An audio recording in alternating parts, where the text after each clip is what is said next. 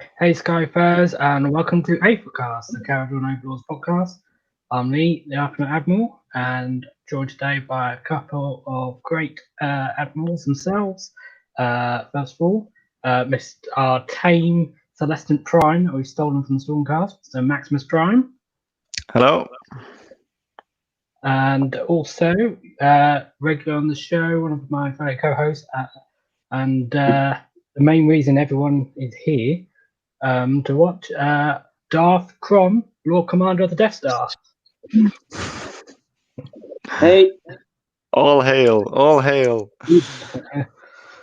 And that's it.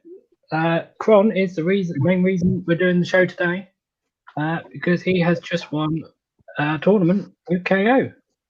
How does that feel, Krohn? Pretty good. Makes me feel less of a fraud now. Yeah, less of a fraud now. Yeah. Less of a bridesmaid, finally a bride. Yeah, I've actually won a tournament now, so I didn't do that before. Yeah. Not. Yeah. Okay. Keep coming second. Yeah. And also with the old points. So yeah, feeling confident going into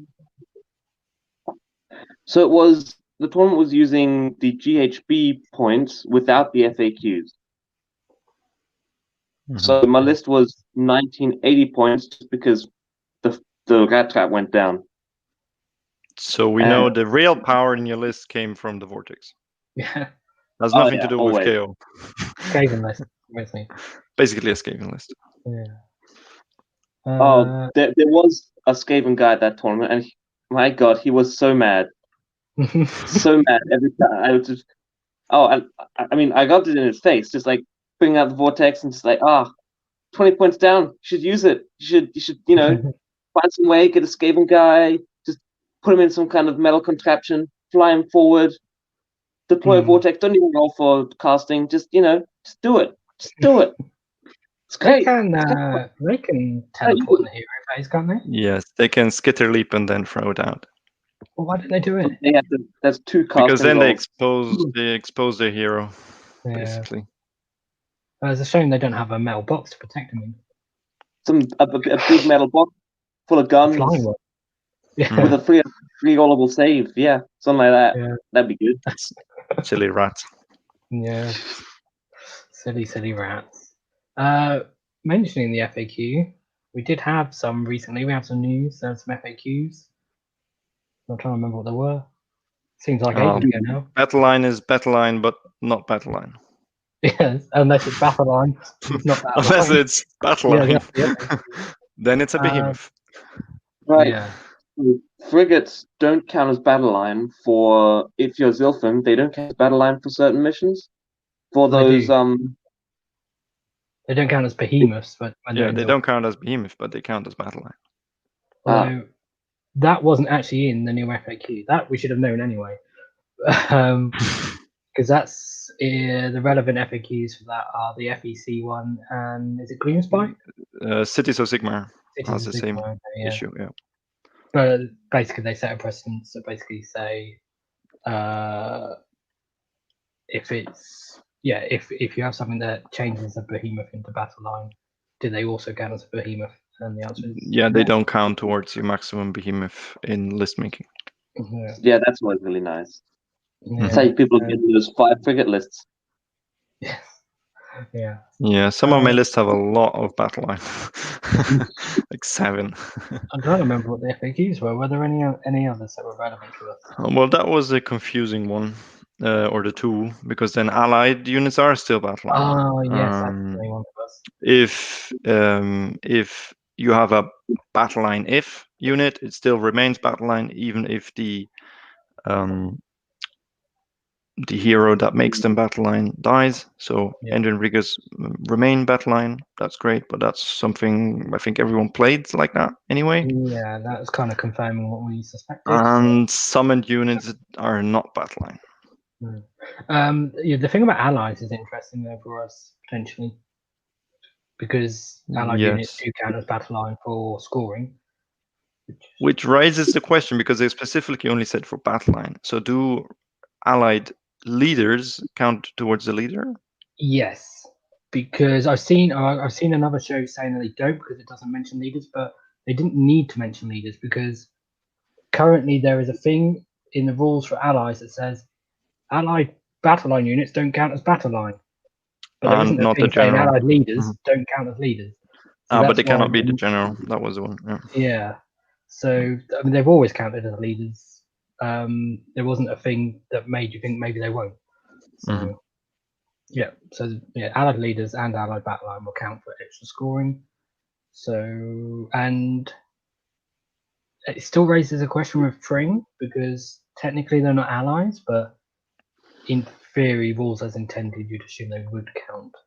But also there it says they cannot fulfill a battle line or general role. Yeah, but the whole point is meant to be more part of your army than battle line. So they're not like, technically allies. Yeah. They're part of your army. Yes. So in theory, they should count. But not in the same way as Tempest Eye Kharadron are part of the Tempest Eye army. Yeah. Which is sad, but They're their own special thing, basically. Yeah. Special little dwarves. So yeah, is that all the news? Oh yeah, some other news before we go into full detail about Krohn's success is there's been some other success from Aethercast crew. Phil had a tournament today, just a little one day, and he comes second. Well done, Phil. But only by strength of schedule. So he had the same score, went 3-0 as the person that won. So he basically won it and was cheated out of it by rules. So the close. Code. The code cheated him. Yeah, the Kharadron code was not up to scratch in this game. Thank God. I mean, thank God my tournament didn't use strength of schedule. They used like points scored in games, victory points scored in games. Okay. Okay. If we did use strength of schedule, I would have come third. So did you have the same amount of auxiliary objectives as the person that comes second then? So they weren't using auxiliary objectives. It was literally victory points scored in game. Okay. So that was the tiebreaker, was how many points overall 5 games did you score in those 5 games? Yeah. In just like objective points. So they didn't use and I won by one. They didn't use the auxiliary objectives at all. They did just for tiebreakers, but they didn't count towards final tournament points. Primary points, yeah. Yeah. Okay. So just if you were tied on objective points in the game, they use them then. Yeah. Okay. But outside of that, yeah. Point. It was close. It is an interesting scoring system. I like it better than kill points because it represents what AOS is more about. Yeah. There's some armies that can win games. It will kill like maybe a quarter of their opponent's army. Like Nighthorn will kill very little, but they'll just be everywhere and hold everything, and just rack up points like that. So VPs actually work really well for them, and it also encourages. Sorry, it also encourages games playing a full 5 turns as well. Yeah, because every last point could just bump you up one more spot in that rankings. Yeah. And if you kill your enemy, it's easy to get VPs anyway. So we'll just do the old KO thing. Yeah. So is that all of the news from Phil? The fact All Epic KO related news, I think. Yes. Yeah, we don't need to do every single bit of it. just KO related stuff. Yeah, I think that covers everything then. So yeah, we've already started talking about your tournament, so let's deep dive into it then. Was there 20 people? 22 people 20 showed up. Yeah. It was planned to be bigger, but a lot of states weren't able to make it with how things are going and border restrictions and stuff. Yeah. So it was just basically an internal South Australian tournament. Yeah. Based in an awesome awesome venue, a local RSL in Adelaide. It's a licensed venue, so drinks at games. I literally saw the German walking around with the other local German walking around with a beer and a pretzel, going off to his table. That's the way you do it. Was he wearing You should come to tournaments in Munich. That was my tournament today, basically. Yeah. Fantastic. Yeah. Also, they supplied us free breakfast and lunch both days. That's cool. That's awesome.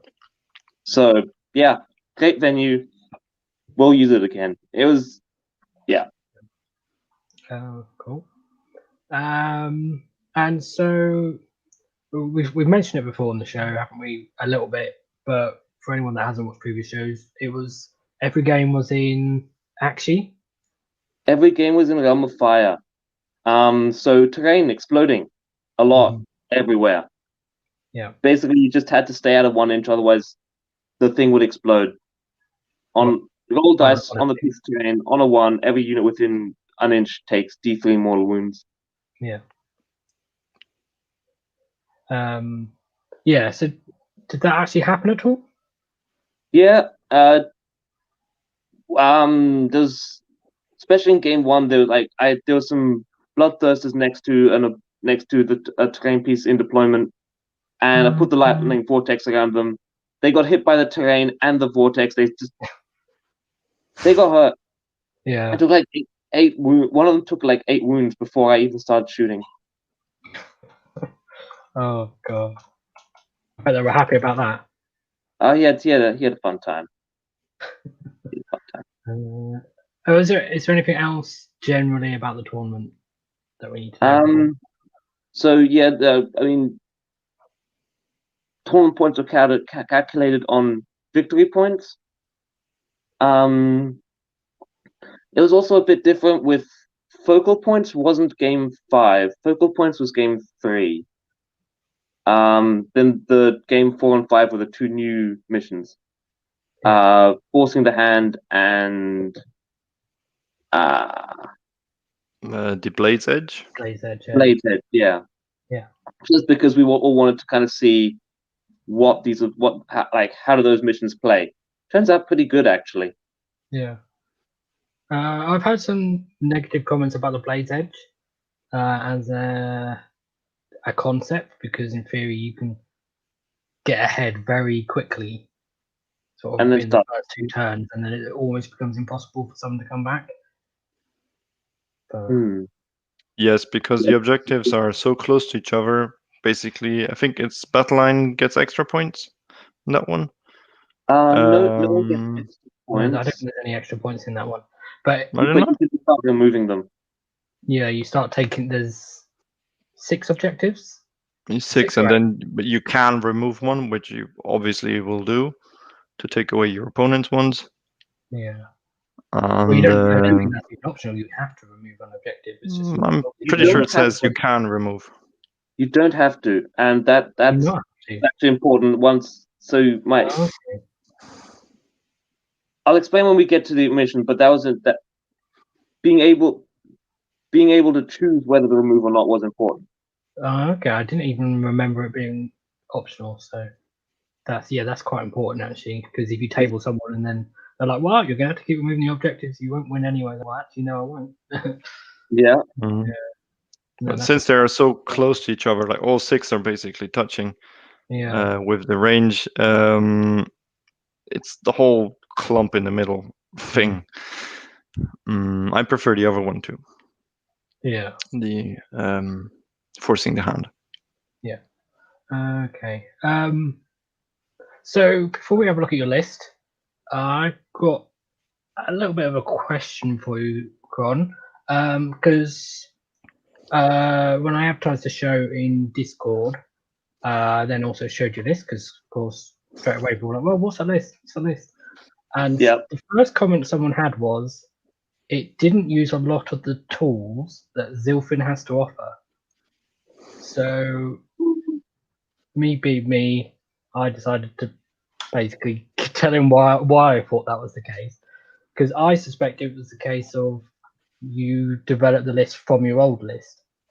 So, talk us through how you wrote the list and sort of where you were coming from with it. Like, was it a case of you were taking your previous list and going in a new direction with it and tweaking it, or were you starting from scratch and just with an idea? Or I mean, it is literally my SAGT list that I just reused. Oh yeah, but before your SAGT list, you were using you were using an Urbaz list, weren't you? No, that was the CanCon list. Yeah. Then I went to SAGT with this list.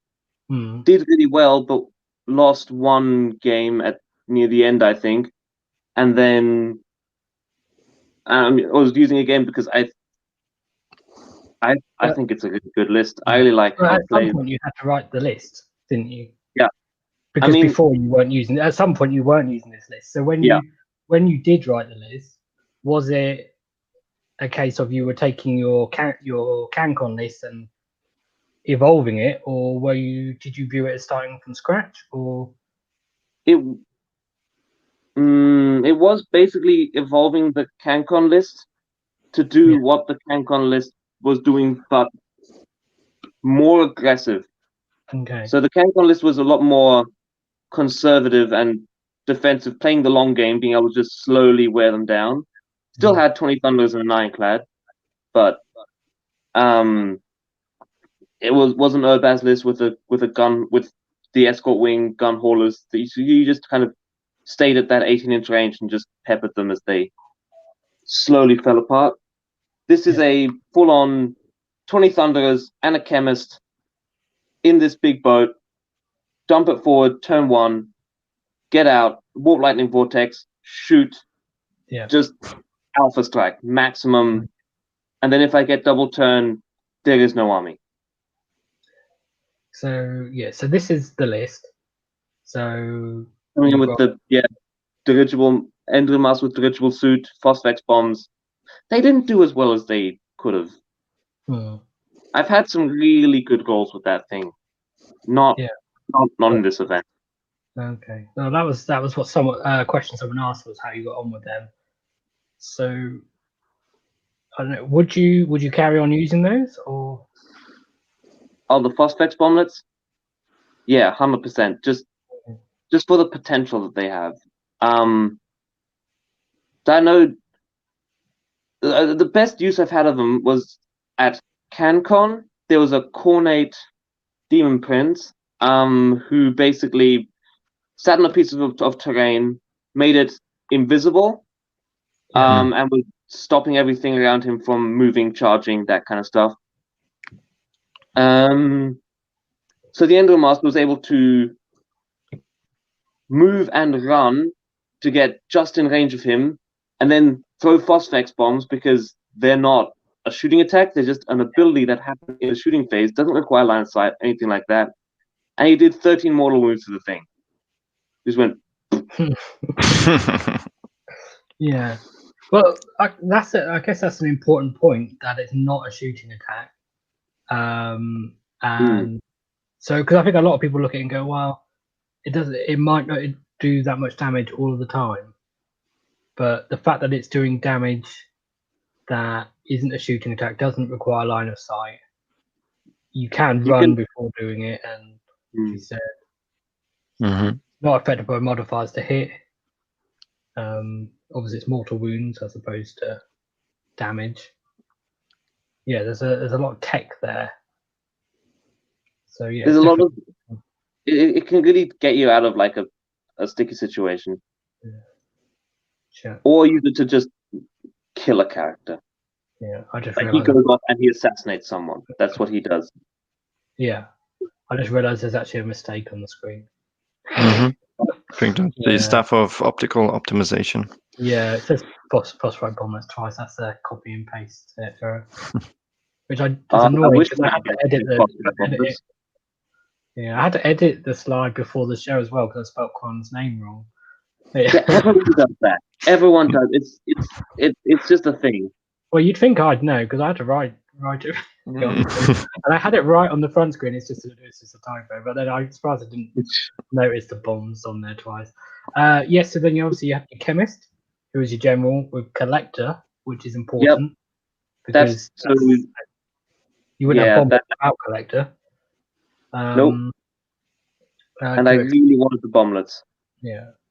Basically, to explain for anyone that doesn't know what collector does, basically, if you get the chemist an artifact of power, you can then choose another hero to also have an artifact of power on top of the ones you already have available. So basically, it's an extra artifact of power you can put in your list, but you do have to get the chemist one first. And then you also have a navigator who has staff of ocular optimization. He's gotta. Yeah. Because you've got to have it in Zilfin. 3 units of 10 Arcanauts. How did they perform for you? 3 units of 10 Arcanauts. Pretty good. So they would. I mean, they're really just there just to be battle line because I can't because the ritual suit isn't my general, so it has to be company or frigates. But they actually did really well. Just while the bulk of my army is over in the enemy deployment zone, doing what it does, these guys are just kind of sitting, holding objectives. Mm-hmm. They can last a couple turns. Just if they get attacked, just activate shares, get a 4-up rerollable save going. Yeah. They just hold the line. Their board presence is really good. Yeah. They don't kill anything, but they don't need to. They move 10 inches by just running all the time. Yeah.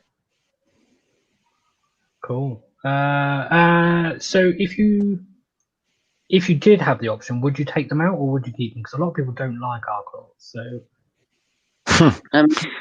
some people. one people especially. Yeah. Who is this one people? Hello, Gary. Gary Bradley. I like to wind him up about them. He despises them. He's not alone though. There's a lot of other people that. What's wrong with Arcanauts? I mean, okay, they're not what they used to be. I understand they're not the gun line of Doom anymore. I mean, I like the gun line of Doom, but they've changed. They're little shit kickers who walk on an objective and sit in it. Who can do that better than a frigate can, because the frigate should be up in the front shooting things. Mm-hmm. Who's going to hold the back objective, Gary? Who's going to do that? Ether Wings. Well, he has 1 unit, so because obviously you have to have at least 1 unit for the Iron Sky Command. But I might replace one of them with the list dropping. So the list will drop to, I think it was I'm 100 points down. So if I took out 10 Arcanauts. Well, you'd have to have 3 because you'd have to lose Collector to take them out when you. Or you can add a frigate. Yeah, so you can add a frigate. The thought was if I take out 10 Arcanauts and 5 Thunderers, I can add a frigate. It'll still be a 4-drop list. It'll still be legal, but now there's 2 boats. Okay. Right. Let's just finish going through the list for anyone listening that can't read it off the screen. Because So you also had 3 engine riggers, one with a grapnel launcher, one with a volley gun, and which you've got to have at least one unit of enemy riggers because you've got the Iron Sky Command battalion. Yeah. And that obviously means you have an ironclad. And did we mention? Well, we must have mentioned at some point. The chemist has spell in the bottle, so you have the warp lightning vortex, and your ironclad has the buoyancy aid because you've got 20 thunders. 20 thunders. I love them. Yeah. Just I will take 20 thunders in every list until I die. Yeah. So I mean that's where we can see it was an evolution from your CanCon list because you had 20 thunderers in there, and you got the same weapons. So you got 4 deck sweepers, 4 Aether cannons, 1 mortar, and 1 fumigator. Yeah. Mortar obviously you have to. Yeah, the mortar just gives you +1 to hit.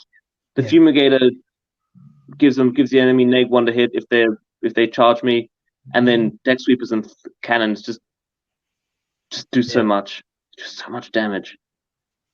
Yeah. So for anyone that doesn't know how it works, basically, if you have at least 1 mortar, 1 deck sweeper, and 1 Aether cannon in a unit of thunderers, then if you're not inside a ship, they all get +1 to hit. So those weapons get +1 to hit anyway, not the whole unit. So your deck sweepers end up on 3s and 4s. The Aether cannons end up on 3s and 2s. The mortar doesn't matter because it's a mortar. It's a long range mortar. Yeah. Oh yeah, the long range 12-inch mortar. Yeah. 12-inch. Boy. But the key thing about this list is because in Zilfin you can move in the hero phase, you can get them out of the ship turn 1, which means they're getting that buff straight away. I mean, it turns deck sweepers into like 4-shot carbines. Yeah. So that's 4 extra thunders with that sergeant 4-shot carbine, plus cannons. And then you basically you put them out. You put a reroll ones to hit command trait, and then use their shared for reroll wounds, and they will like kill Archaon in a turn. That happened. Yeah. 20 thunders, 1 turn, Archaon died. Wow. And I bet your opponent was happy about that. No. Almost happened twice, but he Bella caught them. Second guy knew what was going on. Okay, so is there anything in general that you would like that you think it's worth us knowing about the list before we get into games? It's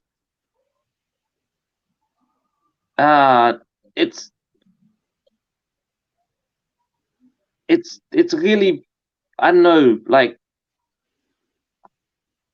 brutal. Like, how do you normally play? Is it normally throw everything and the kitchen sink at your opponent straight away? Just get the warp lightning vortex out there, get the thunderers out, and just shoot as much as you can. Or do you sometimes try and play more cautiously, or is that? With this list, it's full aggro. Just get get to the opponent's line, get the thunders out, move the ship up, and just shoot. Starting with the biggest thing, going down to the smallest. Yeah. So, do you normally give away? So it's 4 drops, right?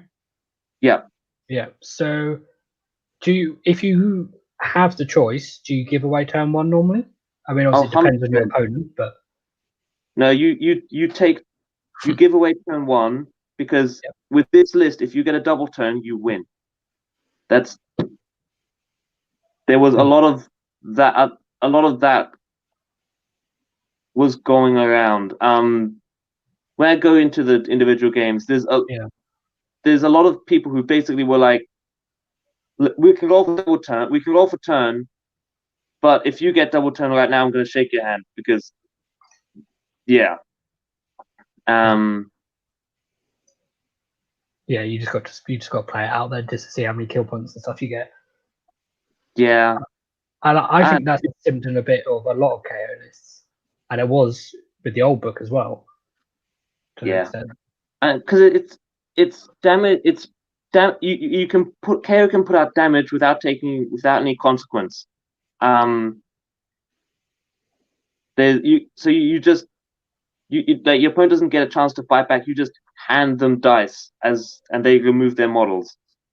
Mm-hmm. A shooting double turn is so much more than like a Krohn double turn or an Ideneth double turn. Yeah. Yeah, but you essentially can have. It's like if a combat army could have all of their units in combat every turn and getting to fight first. Yields. And fight twice. Yeah. Because, and I was imagining, like, you don't have this issue with, like, a big unit can't necessarily get all their bases into combat always. But with shooting, it's like, well, no, yeah, it's fine. Don't have to pile in. And there's a lot of inherent power there at shooting. And then if you add teleport into the mix, it just makes it even easier. And there's no retribution. Basically, you shoot and there's nothing coming back. They're not fighting back. Yeah, unless you. There's no risk. Yeah, the risk is only in their turn, essentially. Of course, yes. Yeah. But usually when you charge something, you don't kill it outright, then there's a risk of getting damage back. Yeah, definitely. So, before we move on to games, have you got any questions for Krohn Max? So one question was the weapon combination on the Thunderers. He explained that. I understand it, and I like it. How do you deal with having only one chip in your list and having all your power inside that one chip? So basically, half your points are concentrated in one model.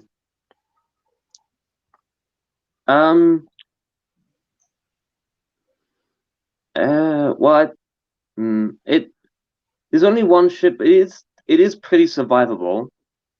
So it only actually died once during the whole tournament. Thunders died a lot more, but it's fine. So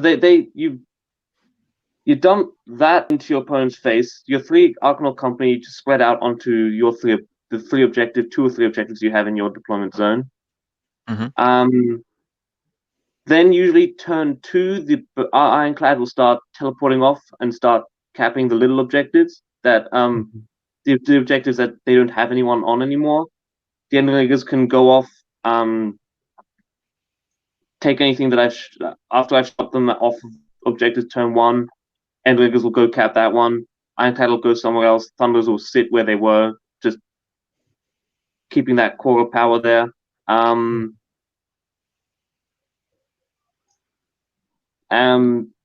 Occasionally, if they'll counterattack, Thunders will usually die, but Thunders also act as a kind of screen for the Ironclad, so they hit the Thunders with Scarbrand or Keeper of Secrets. They're all gone, but then the Ironclad can just keep teleporting around and just doing chip damage to that last thing that killed the Thunderers before it dies, and then the Ironclad just takes objectives one by one. So you're making sure to keep your Ironclad alive then, to keep that teleporting capacity. That's the most important thing, I think. Yeah, the Ironclad needs to survive.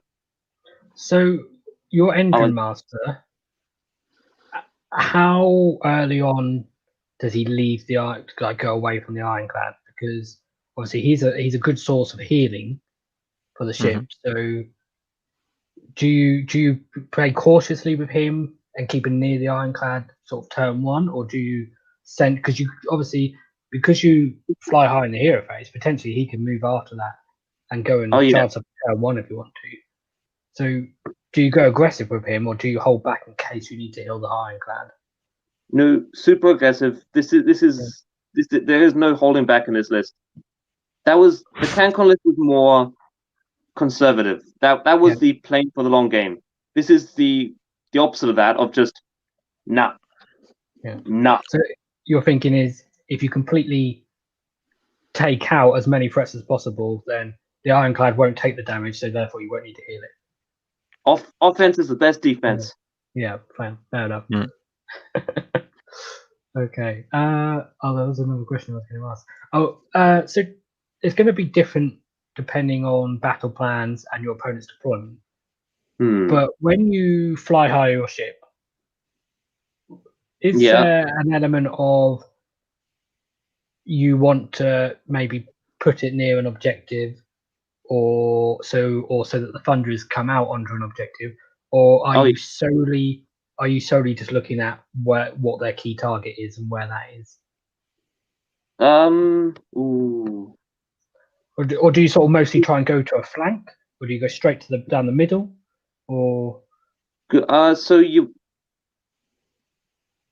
see where their main are. So I probably look at first thing, go on a flank, because if you go in the middle and you don't kill everything, they can just wrap around and crush you with their entire army.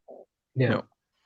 So first I look at going on a flank, then I look at key target on a flank, then I look at objective. Yeah. So you have a clear sort of set of priorities there. Then that'd probably be my priorities. Yeah. So in terms of choosing a flank, do you normally go for their strongest flank or their weak flank? Strongest flank, and then crush it. Yeah. Okay. And then do you try and go as far over to the side as possible, or just generally sort of half on the flank? Do you like go right near the board edge so that you're really far away from the rest of their army, or? If I can, but mostly just at that point, I'm just starting to look at, okay, how close do I have to be to get all my 12-inch guns in range of that big thing? Yeah. Mm-hmm. And then I guess you're also thinking about secondary targets and stuff if the big thing dies. And then, of course, you did say that you do sort of the third thing you look at is where objectives are. So I guess if you can, you do want those thunderers on an objective, don't you?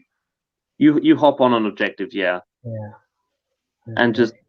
And that'll usually be one of their objectives at that point still. So you just kind of then at that point you've got all your home field objectives and one of theirs in turn one. So you're already kind of getting ahead on points. Jordan in the chat asks, how effective was your opponent's screening against your army?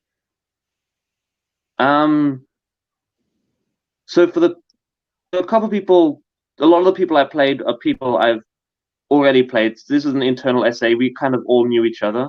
Yeah. So a lot of them did specifically try and screen me out, but it doesn't work. It's very difficult to screen really, yeah, because they'll not only deploy 9 inches away from you, that you can screen against, but then the Thunderers move up 6, and the boat moves up 10, and the Endland Master moves up 12. Like, so you'd have to, and then you've got shooting range on top of that. And you've got the 18 to 12-inch shooting range. So those you'd have to, they'll be 3 inches away from your screen and have a 12-inch shooting range. So you need to have your things you want to be safe. You need to have them over 15 inches away from your front line to effectively screen from the Thunderers. And then 9 inches. Lines. Sorry to interrupt, but 9 inches plus the 3 inches in front of their screen, plus the screen's base width. Base width, yeah. Okay. So that's 9 inches behind the screen, which is not difficult to do. So that's also one question I have, because a lot of the power projection comes from 12-inch range weapons, which is easier to screen against than 24-inch, let's say, or 18-inch flamers, or 18-inch would be the option, because if you let's say if you took out the deck sweepers for rifles, then you'd have less attacks, but you'd have 18-inch range there. That's one of the options that you have available. Like, you can't swap them for a 24-inch gun. Cough, mortar, maybe that should be 24 inches. Also, the ironclad, the heavy damage gun is the carbines with 12-inch. Yeah, roughly half the damage from the ironclad is 12 inches, isn't it? So yeah, a lot of the threat is 12 inches, which if you're 3 inches from their screen, it's all going 9 inches from the front of their screen. So were your opponents recognizing that and managing to do that, or were you finding that it didn't matter because your 18-inch and 24-inch range guns just did enough anyway? I remember the first opponent really tried, but in moving, so he had his screen of corn hounds to basically make absolutely sure that I couldn't get to his bloodletters. But as he moved forward in his first turn, he opened up a small spot behind him, and I just kind of on the other side of the table moved up a bit, started peppering. I don't think I got within 12 inches of the bloodthirsters. He stopped me being able to do that, but I was able to kill one, put the other one on one wound, and basically not touch Scarbrand. From my turn one, with just the 18-inch plus range guns and the Warp Lightning Vortex and the Endwind Master and all that stuff. Okay, so go ahead. The other opponents didn't really scream. And I think the only reason the first one did it is because we've played a lot of games together, and he knows exactly what my army does and how. People who don't really think about it.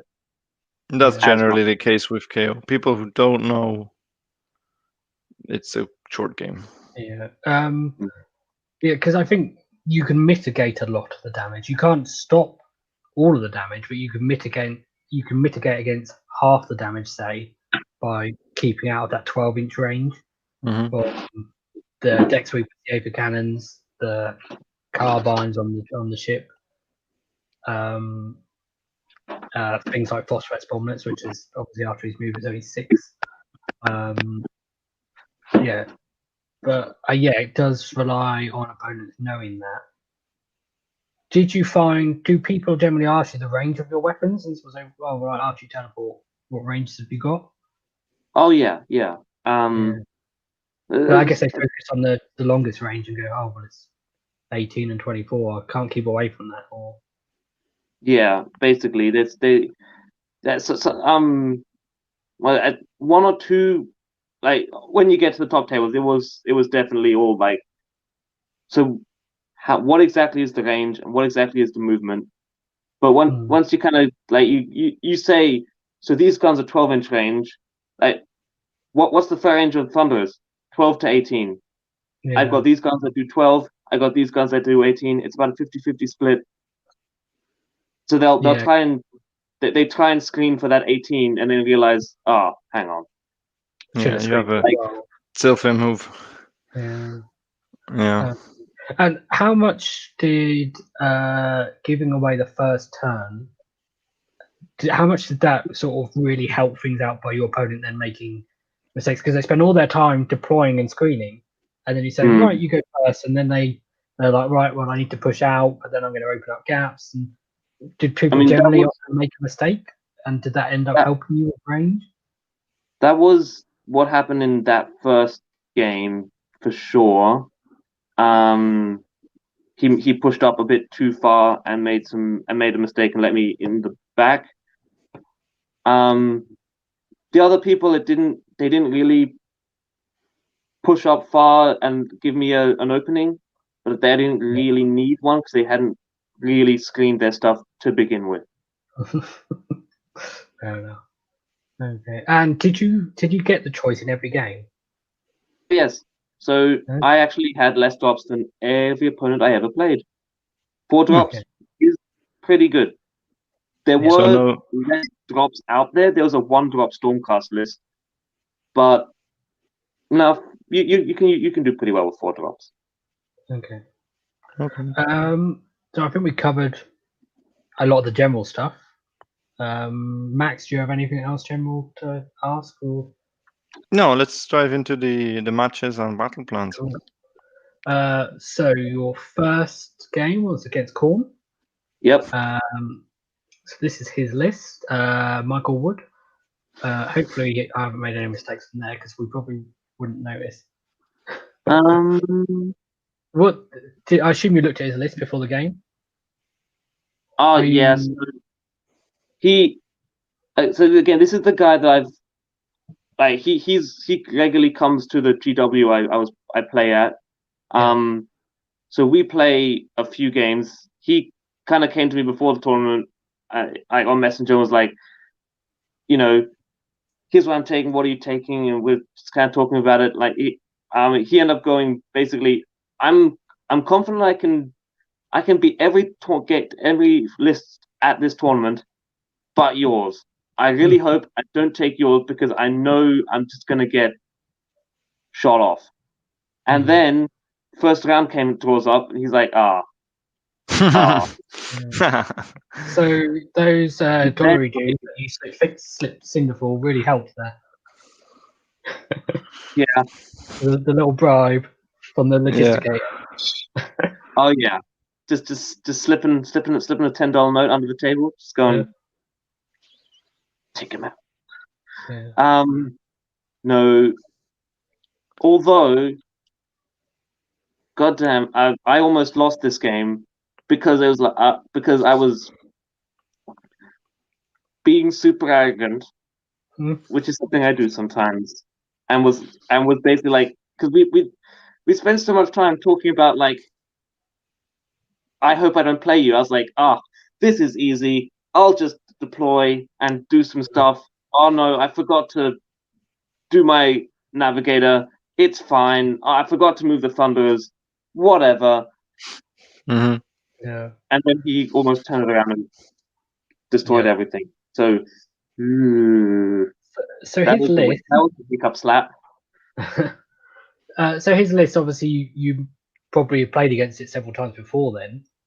I have not actually. He plays with VR. Oh, does he? Okay, so he knew your list, but you didn't know his so well.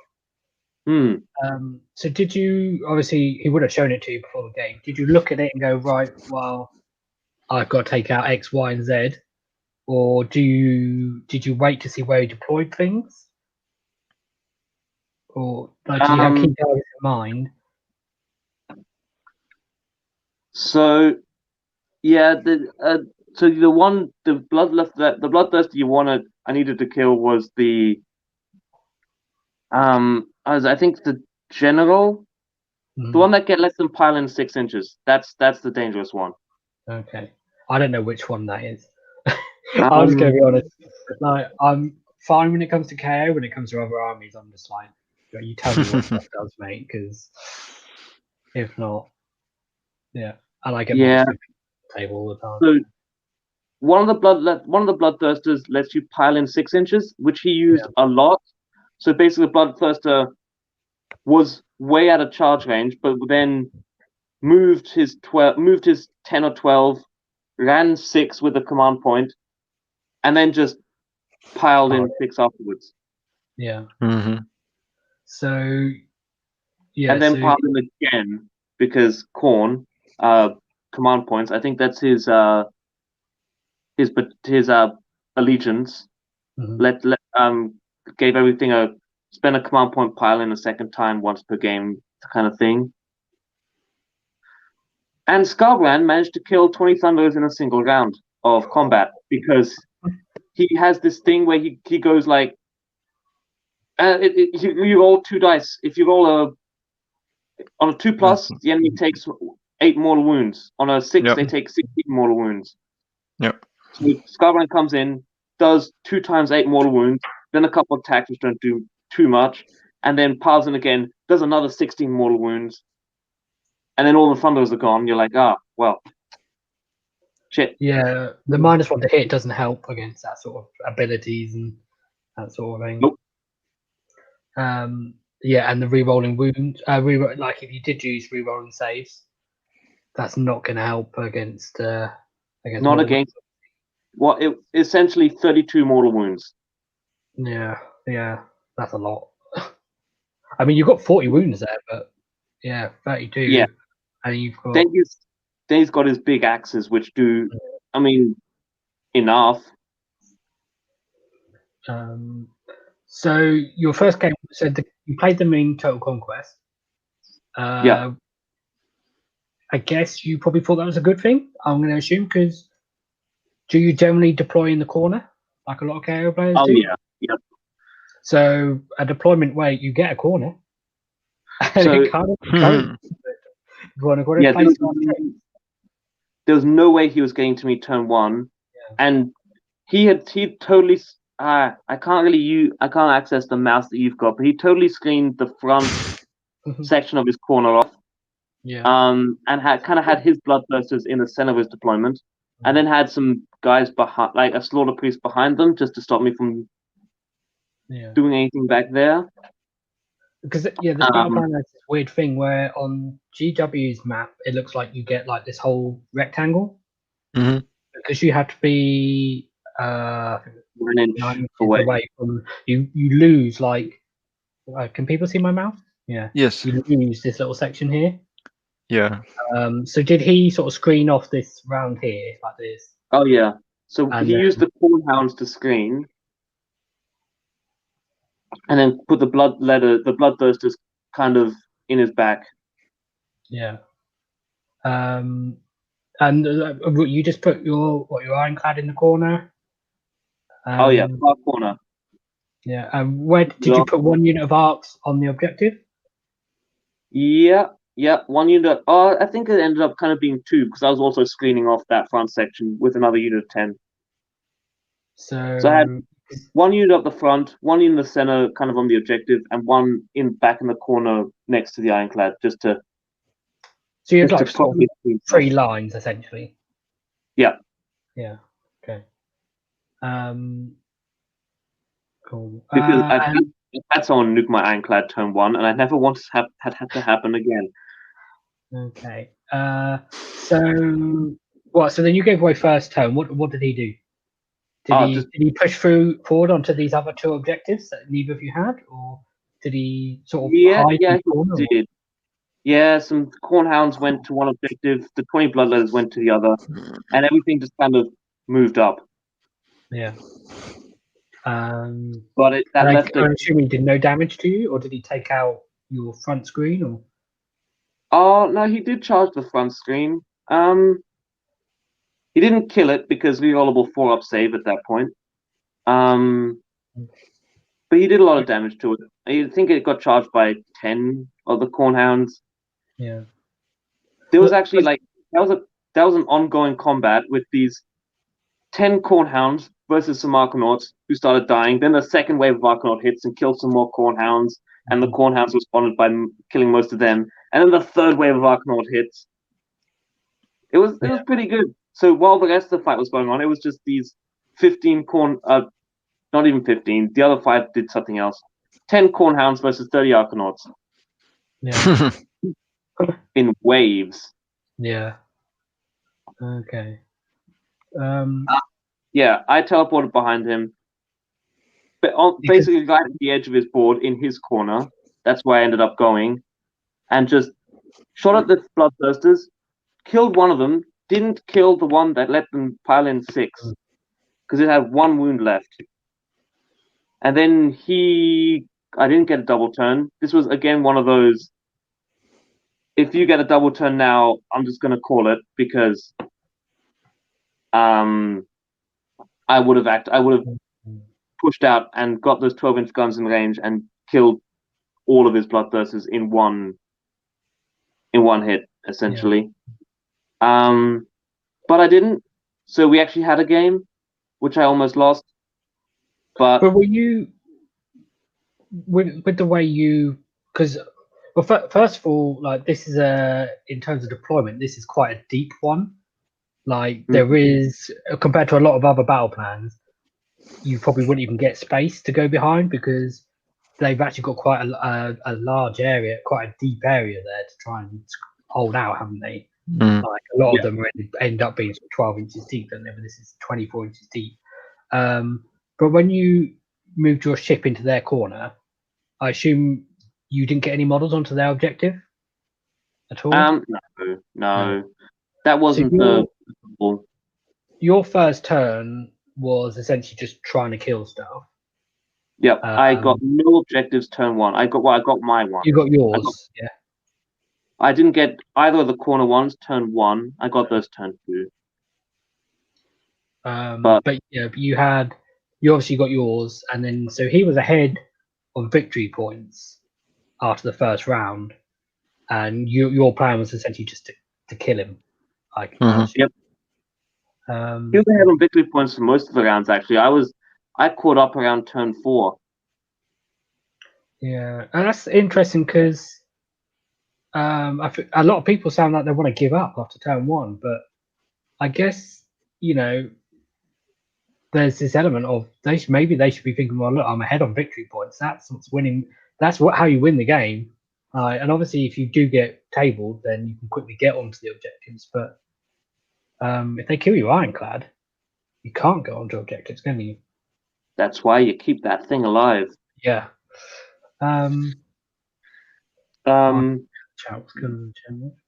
Yeah. So he got second turn, managed to counterattack. The Endmaster died, the Thunderers died. But he had 1 bloodthirst on 1 wound in Scarbrand. I killed the one on 1 wound and killed all of his chaff essentially, and then just hopped on those objectives and just held them. Scarbrand didn't die for a while because it turns out Scarbrand doesn't have fly, and I didn't check with him to see whether or not he had fly. So I just started going, I don't need to put any command points on my ironclad. It gets to reroll 1s against flying things. So I just roll my dice and I go, reroll 1s because he's flying. And he's like, hang on, but I'm not flying. Like, oh shit. So, no reroll. And, oh no. It's still alive. In general, did you encounter a lot of flying enemies in this tournament? Or flying units? They're still as prevalent as they were back when, back with old Zilfin when you gave it to everything. Yeah, it was. And do you also find that it also happens to correspond with the things you want to kill are the things that fly as well? Usually, Archaon's got fly, Bloodthirsters have fly, more Crushers have fly. What else did I fight? Lord Krohn. Yeah. There's a lot of stuff that isn't obvious because you don't just think, oh, there's no wings, it won't be flying. Like, check also a lot. It's hoovering. Yeah, hoovering. I mean, yeah, but apparently Scarbrand's wings are tattered and broken, so they don't work anymore. Okay. Yeah, that's why he's so slow. Yeah. He's slower than the usual. So, did he have his 20 bloodletters on his objective? He did for a bit. Then they came in and started attacking things. So he pushed flesh hounds onto the other objectives. Mostly, yeah. Kept the bloodletters on it. So the bloodletters for one, 5 flesh hounds went for the other. Yeah. The bloodletters would have done a lot. I think a lot of them died in the opening volley. Mm-hmm. I think mostly to the Endmaster actually. He wasn't able to Phosphex bomb one of the bloodthirsts, so he did it on the bloodletters and got pretty well. Then just kept shooting them until there were like 3 or so left. Then he went off and charged a bloodthirst and killed it. So that's interesting. So do you always use Phosphex bomb at turn 1 then? Even if otherwise he'll probably die. Yeah. So you don't ever get tempted to save it for a juicier target if you can't use it on a hero or something. No. You want to get rid of those turn 1, otherwise, yeah, he's going to get targeted, killed, and you're going to lose him. Okay. Yeah, so basically it sounds like the fight with the Bloodthirsters and Scarbrand was really key, because if you won that, then you're going to have no trouble killing those Fleshhounds. No. And they are.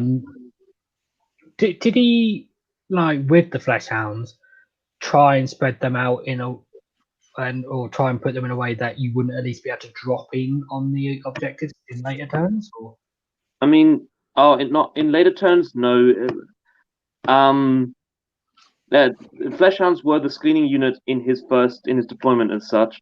Yeah. No, later turns, there were 10 Fleshhounds at my objective, fighting with all my Arcanauts. And there were 10 on another objective. After he'd taken them then. What? Because he moved 5. How many units did he have? 3. 3 units of 5. Pardon? Oh, 3 units of 5, yeah. Yeah, so 2 went out to each side objective, and then he moved them away from the objectives to then go and take yours? Yeah. So they were just open targets then. So if you did win against the Bloodthirsters, like, there's nothing for you taking them at all. Although blood type points, he brought back 20 blood letters. Pardon? Using blood type points, he brought back 20 blood letters. Yeah. To start taking objectives, because the objective game was still really close. Mm-hmm. I think I ended up winning this game by 1 point. I think it was like 13-14 or something. Okay. Eventually, he ended up summoning one of the Cornate blood, the cannon that they've got. Yeah. Actually killed some Arcanauts on one of his objectives, took that objective, then started walking into the middle with it. I didn't have much left at that point either. But no, I 100% almost lost this because I was being really stupid in the first couple turns. Mm-hmm. Mm. Yeah. So you mentioned that earlier. You forgot to move your Thunderers? Did you not get them out of the ship, or? I got them out of the ship. I think then what I didn't do was I forgot to move the Ironclad. I was out of the ship. Then I didn't move the Ironclad and was like, oh, I guess I'm out of range with all my guns. Oops.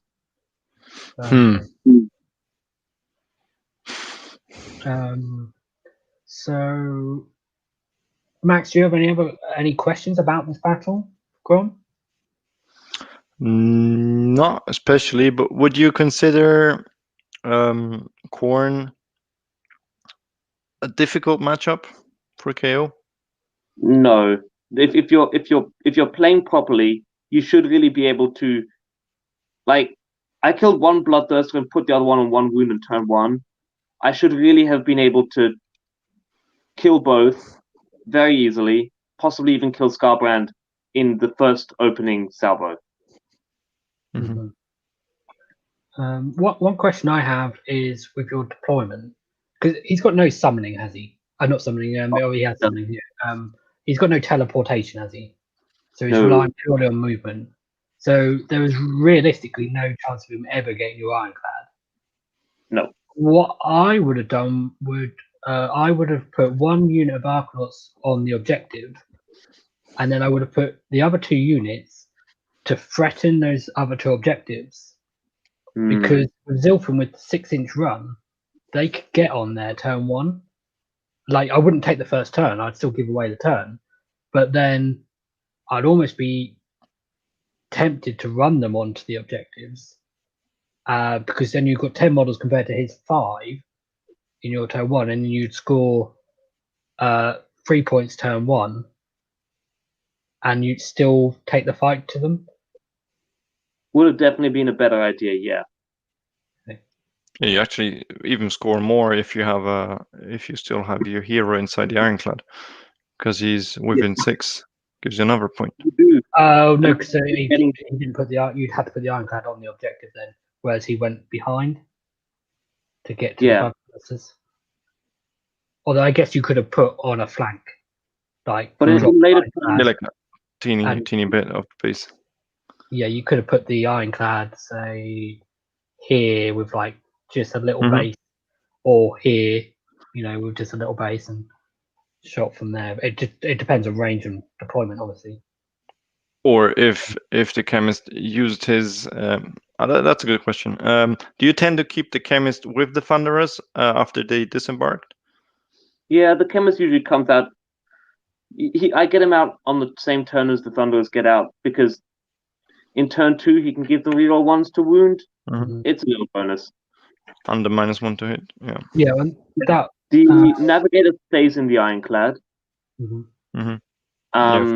Just throwing out his pistol and his His anti-flying thing. Mhm. Staff of Ocular Optimization pistol with 2 shots. Yeah. Pew pew.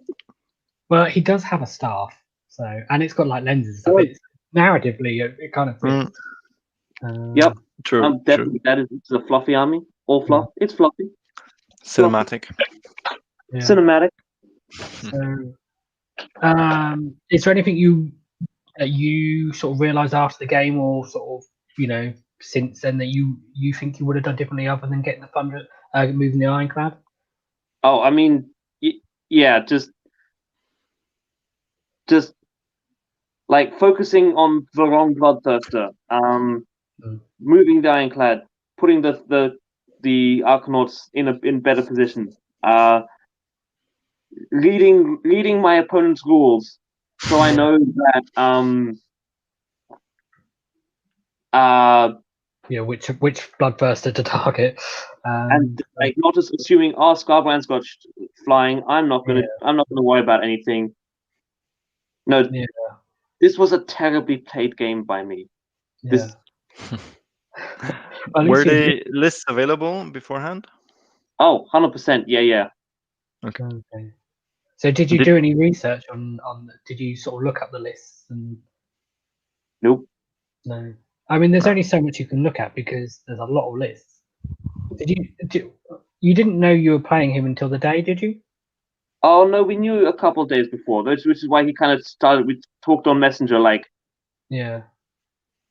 Where so he was had him game 1. I knew I had him game 1. Okay, yeah. So I would, and you knew what his list was as well.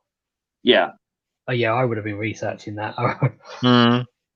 Yeah, I was 100% being super arrogant and just going, it's fine. I can do whatever. Yeah. It's an easy matchup. Krohn versus Kharadron Overlords. What can Krohn possibly do? What could possibly go wrong? I say that I would have been researching it, but actually what I would have been doing is painting at midnight the night before, because even though I don't know how it happened. You can already have a 2,000 points army painted and ready to go, and then somehow you still end up painting the night before tournament. I don't know how it happened. Mm-hmm. It's always like, oh well, I want to win best painted, so I'll touch up on this unit here and I don't know, do something to them, or end up like gluing magnets to the bottoms of bases or something. All things that could have been done months before. So did you also know the battle plans beforehand? We did, yeah. The battle plans were up for a while. They changed when the new GHB came out. So the TO changed them a bit, so he could shove those 2 new ones in at the end. That's a good choice, because I think people want to play the new ones. People want to play the new ones. CInderfall's actually in the chat, by the way. He says that if people, because we mentioned about the scoring earlier, if people want to know more about how he did the scoring, then he did a video on it. Go check it out. He did, yes. He's got the CInderfall gaming channel. Yeah. He's got his own tournament wrap up, and he talks about kind of how he ran it and how he might change running it. It's good for TO to organize. People are thinking of organizing their own tournaments. I did mean to watch that as prep for the show, and then forgot. I'll have to go watch it at some point. So I think we covered everything for this game, haven't we? Yep, I reckon so. Cool. Let's move on then to Bone Reapers. So Dyson Braithwaite, Petrifex Elite. So this was like, they didn't use the points from the FAQ. So did they use any of the FAQ? No, this was old OBR. This was old Petrifex. So they were still elite at this point, because they're not elite anymore. Now, because before they were very elite. Now they're less elite. Now they're, I don't know. This was proper nightmare fuel Petrofex elite. Yeah, +1 save basically. Still have that. But this is another guy that. So I haven't actually played this guy before. We've just talked a heap. He came into this game basically going, I know I'm going to lose this, so I'm going to shit talk you as much as I can. I'm just going to stare into your eyes and put you off your game. So awesome. His mind must have been in a slightly strange place, knowing that his list had just been nerfed, but he was still playing the old rules. That must be a weird position to be in. One last cavalcade into the sunset. Yeah. Before everything ends. Yeah. Okay. A question I had about this list was he actually 1950, or I'm assuming he didn't have a buy command point with that because they can't use command points. So he was. So there's nothing for 50 points they can get. Yeah. Except endless spell maybe. They can't take allies. Yeah. Because I didn't ask about it in the first list, but the first guy was 2,000 points. Because you were 1980. Oh yeah, I got my triumph. You got your triumph in the first one, but not in this one because he was 1950. Okay. So with this, obviously you hadn't played against this guy before, but you mentioned that your previous opponent you'd played a lot, and he has. You normally play him with OBR. Oh, when OBR first came out, the only two people I really play at my store, both switched to OBR, and that's how the next 12 games was solely just me headbutting OBR. So the third guy who sometimes play also got OBR. So I was like, "Hey, you're not helping on the bandwagon. Do you want a game? Yes, with my new Bone Reapers." Like no. Grey plastic. Well, at least you were prepared though. So did you go into this feeling confident, or? Well, yes. The amount of him going, dude, you're gonna win anyway. Just whatever. So was this list typical of what your other OBR opponents have previously used to play? You sort of knew what most stuff did? Yeah, and I know the Mortec crawlers can. They used to be a lot worse for me. So I was playing against OBR when I was still using the old book, where I had these 5-up save Arcanauts that I had to keep alive. You know, the 40-man with 12 Skyhawks. Yeah. They have a 5-up save. A Mortec crawler hits them, like 15 of them evaporate. So that wasn't good. It's gotten a lot better now because Mortec crawler shoots. It's 50-50 if it'll just bounce off the Arcanauts or Thunderers have a 3-up save on turn 1 because they're on a boat. Yeah, because they don't have Ren, do they? The crawlers. No. So, did you have what were your key targets in this list? Definitely Archon the Black. Yeah. Archon the Black, and then the Mortec Guard. Yeah. You kill Archon, and then you make sure that when you shoot at the Mortec Guard, they are all dead. Because if you leave a couple left, they all come back. Okay, so you weren't interested in the other heroes so much? Not so much. Oh, those were properly, screened off, and they've got lookout sirs. Yeah, I don't bother with those until I've taken out the Mortec Guard. Okay. So you're on Scorched Earth. Lots of objectives. Yep. Did you still deploy in a corner? Oh, the Ironclad did. Yeah. The cat. Yeah. Panic. Sorry. I was the Warhammer Weekly the other day. There's a cat on Aethercast. What's happening? Oh, dear. One second. Everyone's leaving. It's just me now. Oh, I also you've got have a cat as well. my Maybe. cat. I don't have a pet, fortunately. I don't. But when I move, I have The to get cat. a cat. Although my fiance really wants to get a dog. I'm not so keen.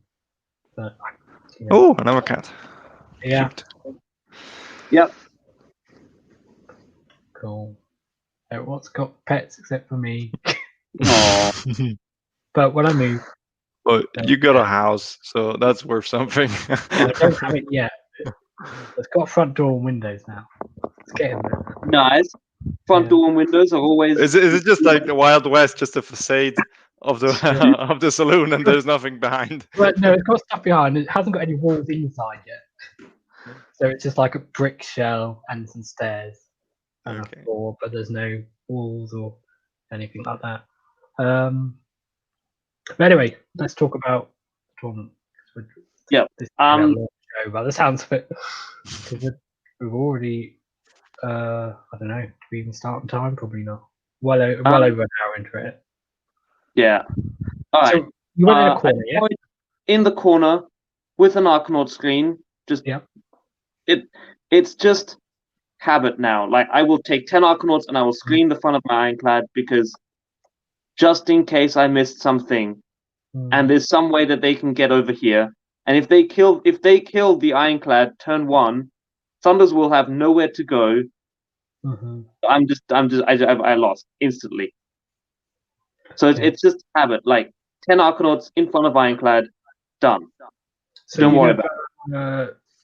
try and work out whether you can put it further forwards or, go on an objective or something. No. I did in one of the games. I changed my deployment from being in the corner to being in the center, but that's another game. This game, in But it was the on the corner, backboard edge, I assume. oh yeah.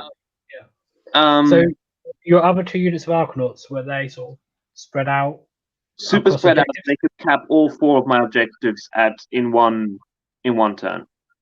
Okay, so you had 1 unit between 2 objectives and another unit between 2 in a conga line. So one of the Arcanauts that were screening the ironclad, they were on 1 objective. Then Okay. another 10 were on another objective, and then 10 were spread across 2. Okay, the one that was spread across 2, was that the center 2 or the one of the two side ones? The rightmost 2, I think. Okay. The Yeah, rightmost the 2. 2 side ones. Yeah. So yeah, you went for more bodies on one of the center ones. Yeah. And were they on the line, or did you put them further back? Oh, further back. Yeah. The Arcanauts didn't actually do anything in this fight. They just held objectives. Okay, but you need some level objectives. So there's yeah, 8 on the board. Yeah.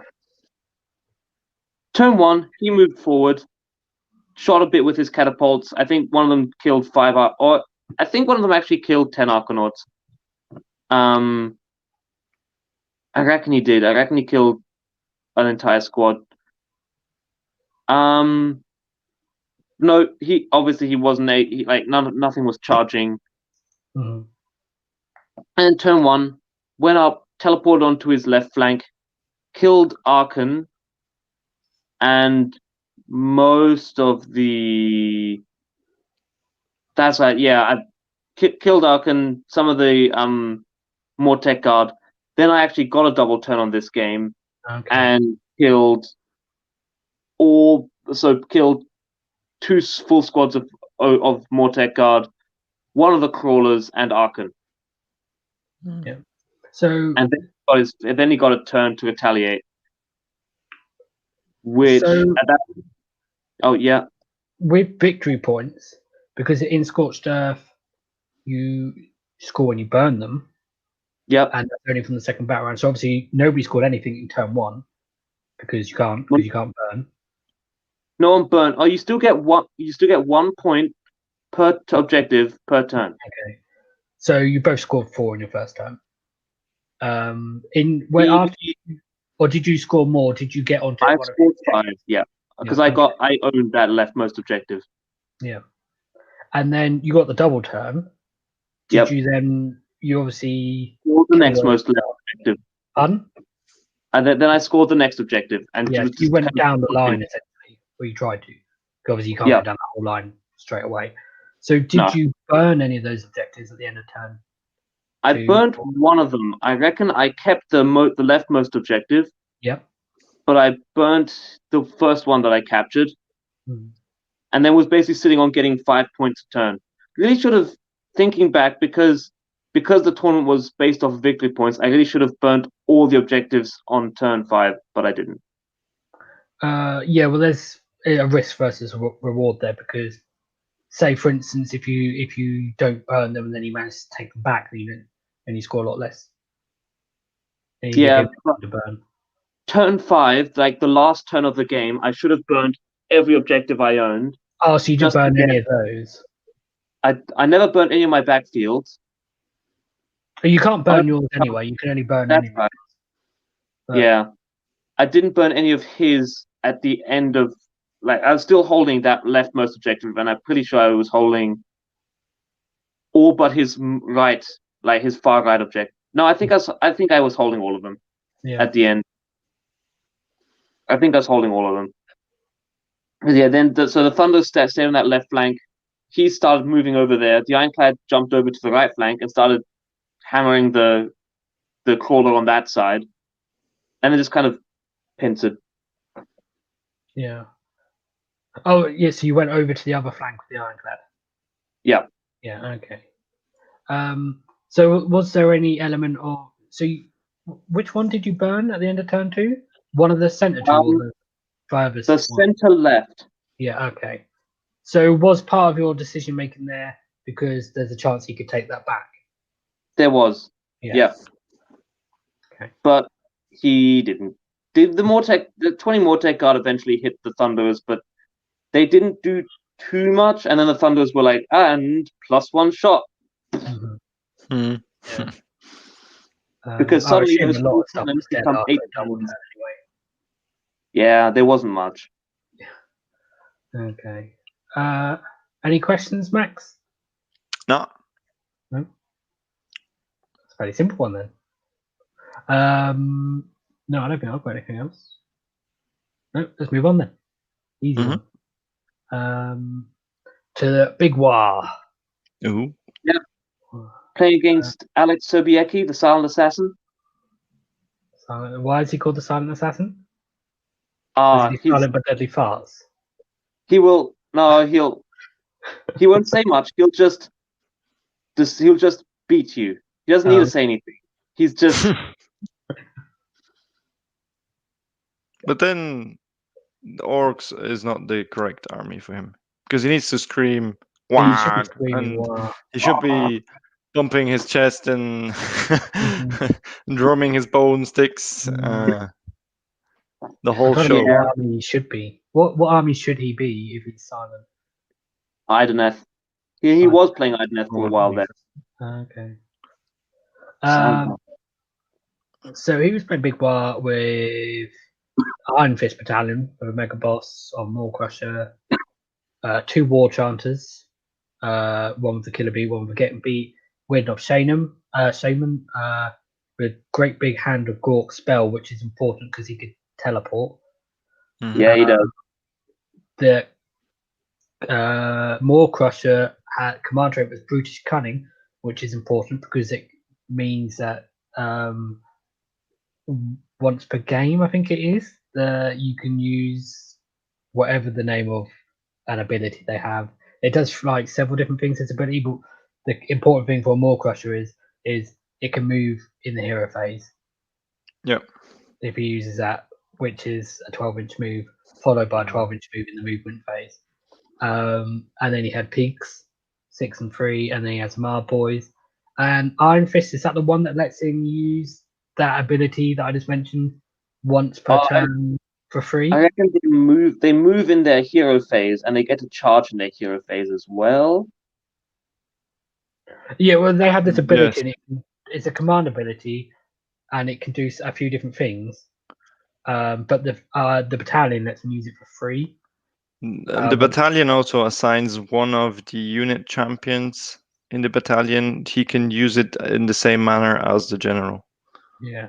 And he gets like a wound more. Yeah. Kind of turns him into a hero. But, so you have two areas where you can actually activate this. But the important thing is he had threat range, because he had 24-inch move if you wanted to with the Maw Crusher, and he also had teleporting. So were you aware of that coming in? Have you played Big War a lot before, Alex? Or? I played his list. I played him before, like on a kind of casual day that we had. His list was a bit different. He didn't have a Maw Crusher. He had just a normal War Boss, and I think he had more brutes. Yeah. Oh yeah, because he didn't take any brutes in this one. Yeah, no, he definitely had more brutes in his old list. I will offer up some advice here. If you're playing against Iron Jaws or Big War, and if the brutes and Ard boys look similar to you, make sure you know which are which. Because I can tell you from experience, if you charge Ard boys with a ship thinking, I'll just tag that unit with my ironclad so it can't move, and then they turn out to be brutes, that unit champion, that one model can do a lot of damage. Yes. So make sure you know which ones are brutes. If they have them, because they are deadly. So what were you? Oh, and he was 1970, so you didn't get a triumph. No. Focal points. This is the, focal points is usually always the final mission in a tournament, but here was the final mission of day one. Yeah. So the thing about this list is he had a lot more board presence and objective like holding ability than I did, with those like unit of Ard boys sitting on things and the pigs going around and sitting on things. Like he was actually in positions to really get a lot of points. And the other thing about focal points is it's very central. Whereas if you can contrast it to Scorched Earth that you played to get just before, where the objectives are spread across the whole table, here they're quite compact in this one area. So although he had teleporting as well, it didn't make your teleporting quite so effective. You couldn't jump from one flank to the other so much. You can, but it's less effective because his army's less spread out. So how did you deploy and how did he? I don't really remember how he. I deployed as usual in the corner, and then 2 squads of 10 Arcanauts on 2 objectives. Okay. He deployed. I think it was kind of trying to screen off some of his guys, but it was mostly aggressive forward, pigs to kill the ironclad, pigs to take the center objective. Okay. And did you give away first turn? Oh yeah. Yeah. Yeah. So you did not try to vortex the cabbage.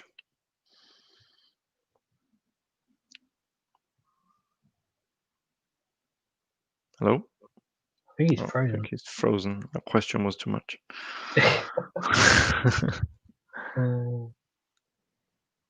Yeah, he's frozen. Okay. He's gonna come back mid-sentence any minute. So in the meantime, maybe we can explain the weird orc ability that we are trying to talk about, which is called Mighty Destroyers. That's the one. So they can use this command ability in their hero phase, and when they do so, they can pick a unit which must make a normal move if it's more than 12 inches away from any enemy units, and must fight if it's within 3 inches of an enemy unit, and in each other case, it needs to attempt a charge. Cool, it's gone now as well. So basically, it is a hero phase charge and attack. Yeah. Oh, he's back. Here we Hello. We lost Welcome you. back. Welcome back. My internet crapped out. Not sure what happened. Okay. Well, while you were gone, we just explained what Mighty Destroyers does, which is the name of the fancy ability they have. Did you hear Max's question before your internet cut off? About the warp lightning vortex? Yeah. Onto the cabbage and then prohibit him flying. No, So keeping him stuck in the vortex for the rest of the game. no, I didn't do that because there's actually, with his list, there's a much better target, I think, which is his little character star where he's got the mage and the two drummers, the war chanters. You put that on around them, and then you get to roll for every single character every turn, and you can basically kill all three of them in one spell. Because they'll take 2 to 3 mortal wounds each. Sometimes they'll take. It's frozen again. Well, sometimes you roll a 6 for 6 mortal wounds, and then you roll a 1. But the shaman's quite an important target because he can teleport units. He can teleport, and the war chanter can make those orcs very nasty. Because one of the war chanters can give them a 3d6 charge instead of a 2d6. Plus, they get a +1 anyway because they get +2. Can't remember. They get +1 from. I can't remember if they get +1 from being in Big War or whether it's for just being orcs. But then they get, if they have a drummer in the unit, then they get +2. So you can, in theory, get them to 3d6 charge with +5 to charge, which is ridiculous. Or teleport them and then +5 to charge. Although they can't declare or attempt to charge from outside of 12 inches. Like, it gives them a 3d6 charge, but they can't attempt to charge from outside of 12, which is an important thing to know. I assume you lost connection again then, Alex. Yeah, Australian internet. It's worse than some African countries. It's fine. I have no idea what in African countries. There's probably a few people watching. Well, actually, there's probably not anyone watching because there's not many people watching. But if there is someone watching, they're probably thinking, my internet's fine.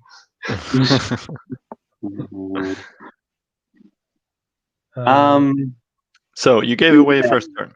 Yeah. So he moves up. He moves in his hero phase, and then he moves in his movement phase, and then he gets a charge. So I think some of his pigs got into combat turn 1 with some Arcanauts. He definitely had the center objective and both of his locked down. I think he was threatening one of mine. So he didn't send the Maw Crusher in turn 1 then? The Maw Crusher didn't get the move. I think the Maw Crusher was sitting. The Maw Crusher was, I'm pretty sure, the one on the middle objective. It didn't get far enough to hit my units. That makes sense because in the middle, then he scores 3 points each time. Yeah. Because the cabbage is a monster. Yeah, it sounds like he's being relatively cautious with it though, because a lot of people I've played against with Iron Jaws or Big War, they will just send the Maw Crusher across the table turn 1 and try and, essentially they actually just use it as a distraction. But Lee, you need to remember, this is not your ordinary orc player. This is the silent assassin. Okay, yeah. He has a plan. It's the silent orc being assassin. in the middle there, he can threaten all of the 4 surrounding objectives. Yes, So and he's accumulating points and points and points. 3 points, 3 points, 3 points each time. Yeah. Because his base is big enough to just block the entire entire 12-inch diameter of the center objective. Yeah. So So my turn 1, I went up. I killed the. I'm pretty sure I went onto the right flank with my ironclad. So were all his other 3 heroes together? Yes, they were all in a blob, basically. Well, that was handy. It was for lightning. For you anyway.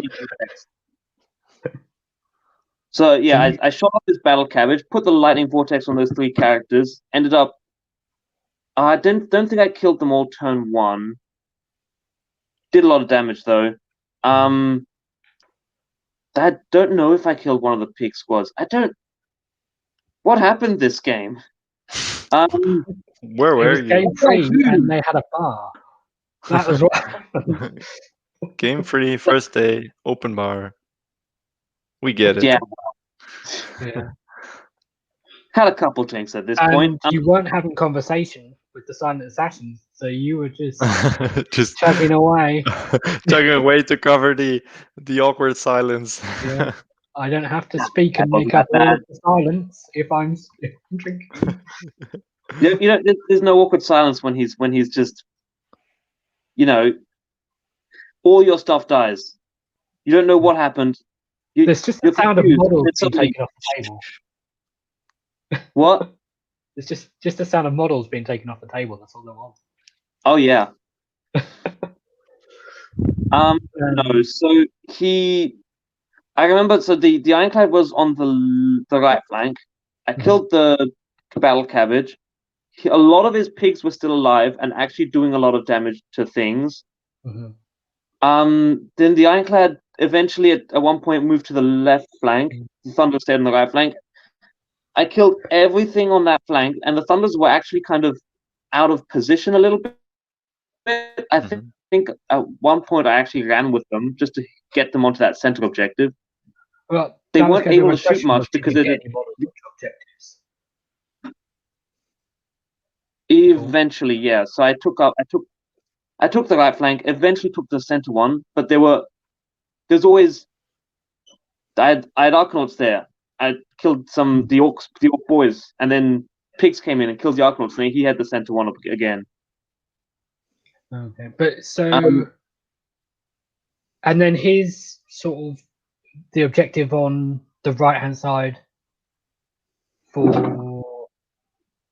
in his deployment. Did you get any models on that, or did you manage to keep that turn 1? I reckon I did get models. I eventually got models on that. I'm not sure if it was turn 1. I don't think it was turn 1. Yeah. I eventually got models on it. I got at one point I held all of them. Near the end, I was holding all of them. Yeah. So the boys all died pretty quickly. The pigs didn't, and one squad of boys didn't. And actually, so the Ironclad teleported over to the left side and was mugged by the pigs and the boys. And this was actually one game where the Ironclad died. Which is annoying because it being a behemoth would have been really handy for scoring points. It was. But no, the Thunderers. This is the game. Usually, it's the Ironclads, the core that's just just staying alive and holding things. This game was the Thunderers just kind of slowly walking from the left to the middle, from the right, sorry, to the middle.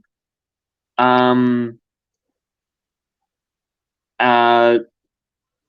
just sitting on objectives, eventually taking them all, and slowly shooting off all the pigs. So was your main goal to get the Thunderers into the center, because then they could almost threaten the outside 4 objectives with their shooting? Yeah. That's why I actually spent a turn running them instead of actually shooting them, just to get them into a position where they could reliably do a lot of damage and not have to run after orcs who are running away from them. Yeah.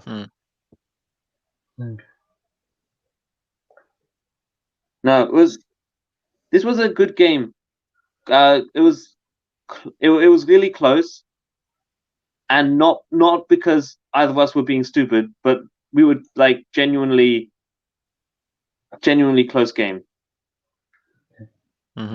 Because once your Ironclad is down and the Thunderers are stuck in the middle, your list does not have much except those 3 engine riggers to move around and capture stuff. Yeah, and pretty sure the engine riggers got caught out by pigs as well. Yeah, because the Arcanauts, one screen might have already died, the second one is fighting for its life.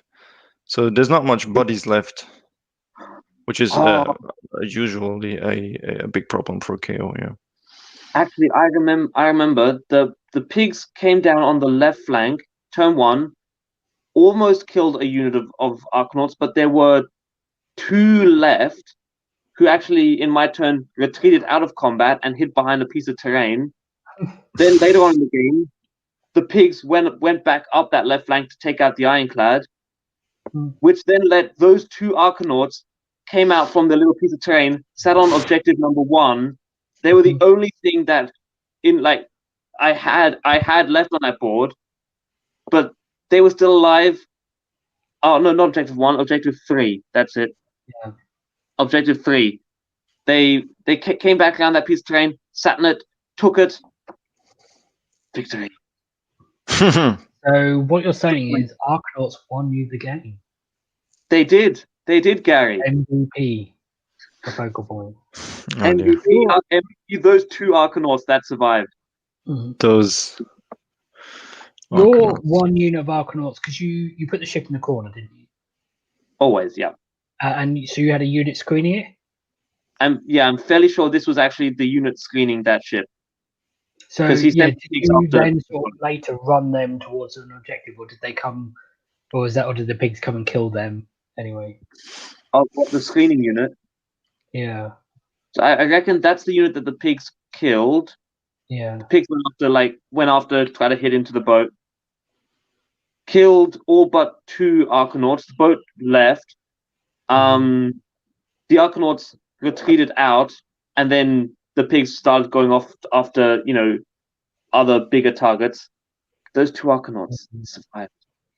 Yeah. So that's interesting because it sounds like he went for, well, essentially he was probably going for your Ironclad, but the Arcanauts were in the way. But I would have thought he would have gone for the Arcanauts on the objectives. Oh, they were also on the objective, kind of. Okay, just snaked out onto it. They were everywhere. Because I was thinking they were like, where's my mouse? Like here, like in a little semi. No, it was on the left.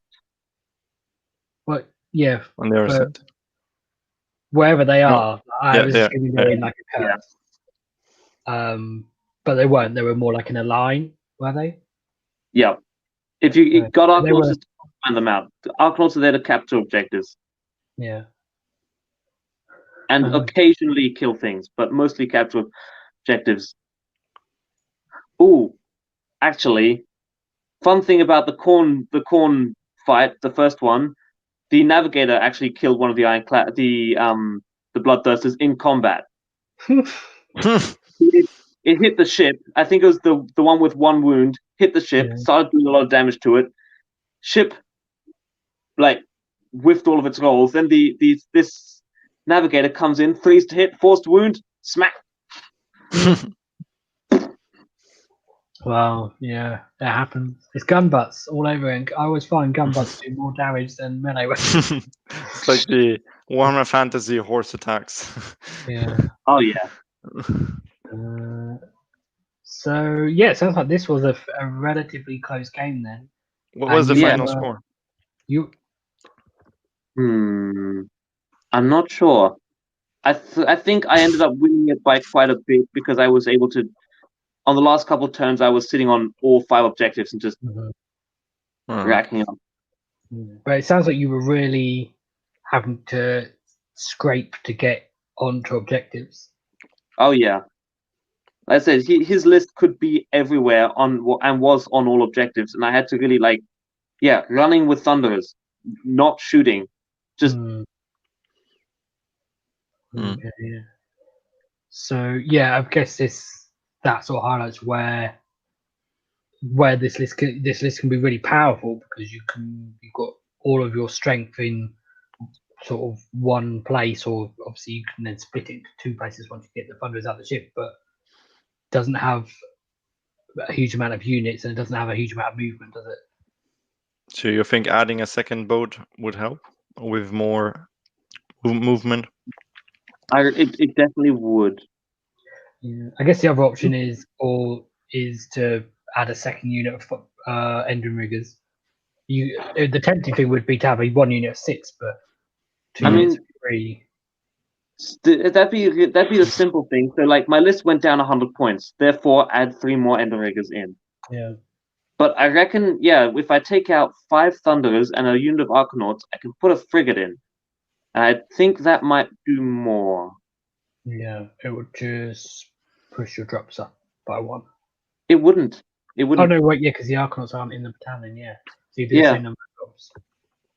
So yeah, because you're 1980. 210. But you're already 100 points short. Yes. So you're at 300 something points now. Maybe you can keep the Arcanauts and just add a frigate. If you remove 120 points worth of Thunderers and you have already saved 100 points, that's the 220 you need for a frigate. Yeah. So you can keep 3 units of Arcanauts and maybe stick one of them into the frigate, but it drives you up to 5 drops. Where did you lose? You gained 30 points from the Endrin Master, yeah? Yeah. He went down 30. The Ironclad went down 30. 20 from the battalion. 20 from the battalion. So it'd be what? And so it was 2,000. You were already 20 short. Yeah, so you're 1900. So then if you then minus off 120, you're at 1780, which plus 220. Yeah, you would be exactly 2,000 points without taking out any Arcanauts. I totally could. 5 but drops. Then you would be 5 drops, unless you made one unit a 20 man. Yes. Yeah, which I totally could, because I still have that free battle line with the frigate. It's a shame that you don't have those extra 20 points to. Oh no, you need an extra 30 to take out the Arcanauts and keep the Thunderers at 20. That would be the best. Well, the other option is if you can afford to keep the Arcanauts, you could put in a gun hauler. Gun hauler and make it a 6-man unit of engine riggers. Because you might. I don't know. We'd have to check the maps. So you might be able to fit a gun hauler without dropping down the Thunderers. Oh no, because you've basically got 100 points to spend, haven't you? But what else would I drop? I can't drop the Arcanauts for the gun hauler because then I don't have enough battle line. Yeah. Yeah. So either way, you're looking at tricky Thunderers or frigate, or just adding. The list will definitely change with these new points drops. I won't take this specific list anymore. It will change. I just don't know exactly how yet. Maybe I'll drum 13 gun haulers. Who knows? But then it will just be a new so list mad. and evolve. I think now it's 14 actually with new points. 14 gun haulers. But it's so bad because it's actually. I think it's good. I think it's actually a good idea. It will work, but I don't want to buy that many gun haulers. My God. Let me tell you why it's not a good idea. Because it's 14 GW flight stands. They're not that bad on the gun haulers, I think. No, the more you use the gun hauler, the worse it gets. My one someone walked into the room today and the gun hauler in the other end of the room just collapsed and fell off the table. And then everyone was like, what did I ruin it? Did I break it off? Like, no, this is totally normal, nothing to see here. Move on. But it sounds like it's movement that you're going to be looking for when you evolve this list. Yes, definitely. Movement, more than one threat, and yes, multiple sources of power projection. I need to stop. Although, the fear will keep them in line. Yes, a lot of big boats just scared them. Okay, so Slaves to Darkness was next. Andres Nicolay, host of the Ever Chosen. So he had Archeon. And Andre, the Alpha German. He's the other German, is he? He's the other German. But he must be the beta German now, because you have to be the Alpha because you won the tournament. I beat him for like the first time.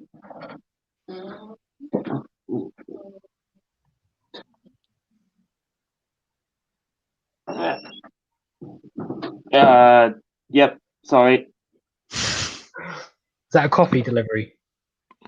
Mm-hmm. That's awesome. That's awesome. Mm-hmm. What were we talking about? Oh, so you beat him? Yep. Is this the Yes. first time you beat him? Or have you Yeah. played him before? Yeah. That's why he's the Alpha German, and I wasn't, because he usually beats me. He's usually uses Skaven or Nurgle or something along those lines. I've never seen him use pure Everchosen before. I think he was just trying to have fun with this list.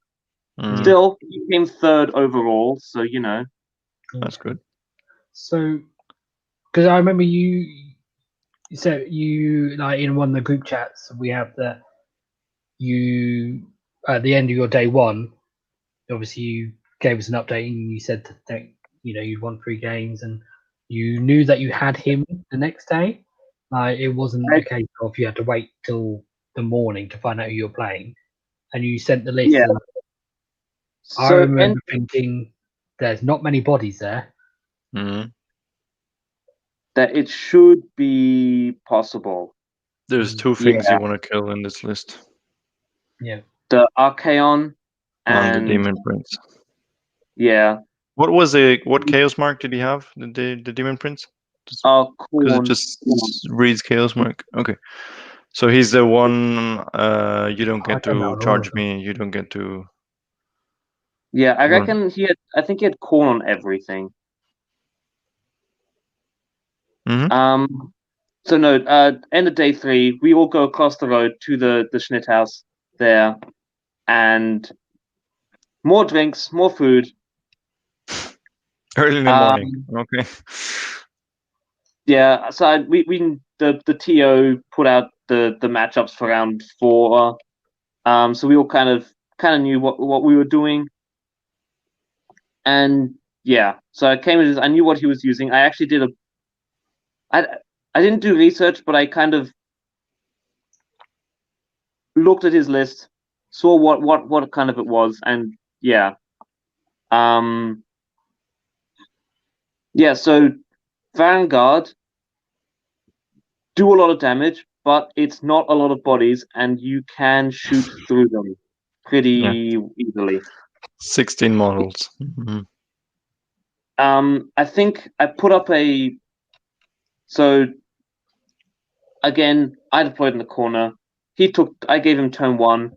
He spread out and took most of those objectives, actually. Oh yes, this is Force in the Hand, where so I pick one of his objectives to be primary, and he picks one of mine to be primary. The other way around. You pick one of yours to be the primary in his hero phase. And vice versa. Is that correct? Unless I played it wrong today in my tournament.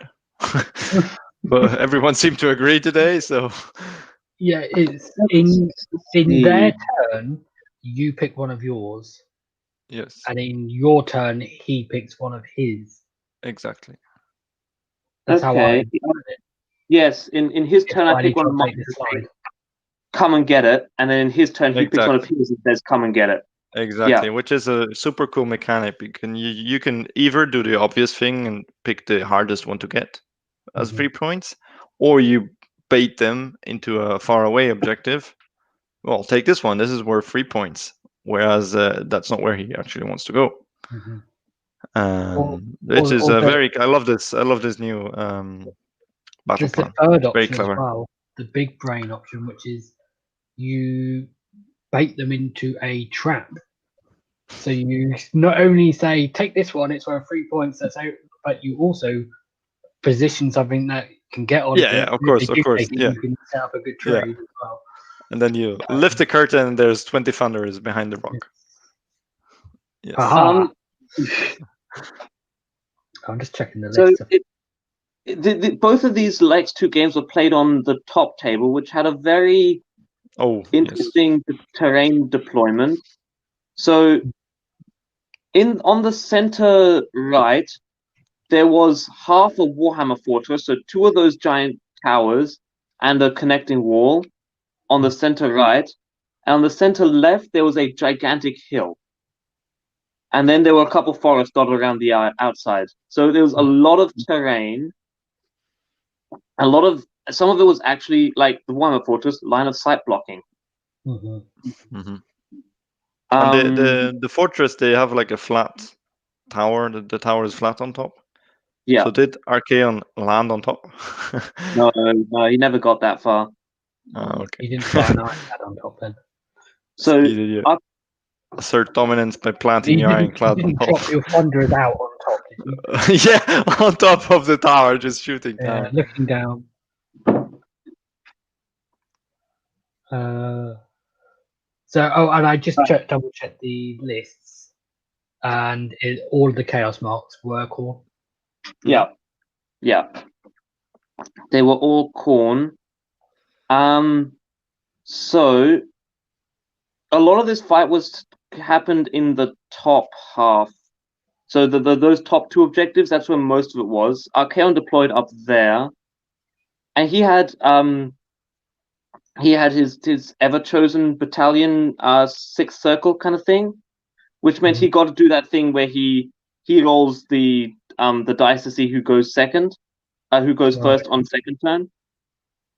So he knew ahead of time. He knew ahead of time that I was going to get a double turn. That's so he didn't try and properly screen Archaon because he knew that he was going to die anyway. Right. Which he did. Turn one, deployed. I got everything into the top corner, like everything, and Thunderers out, boat out, Enduring Riggers, Enduring Master, Chemist, Navigator, and just kitchen sink, everything. Killed Archaon turn one by just actually that was the Thunderers doing their reroll ones, reroll to wound, focus fire.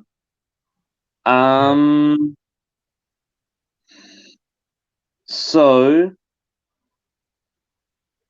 and I think I killed 3 Vanguard as well on that turn one. Yeah. And then you got the double turn. Turn one and turn two, yeah. So then yeah. At the end of your turn 2, was the Demon Prince still alive? He was. The Demon Prince was down on the left, bottom left. He was he and Vanguard were taking that objective.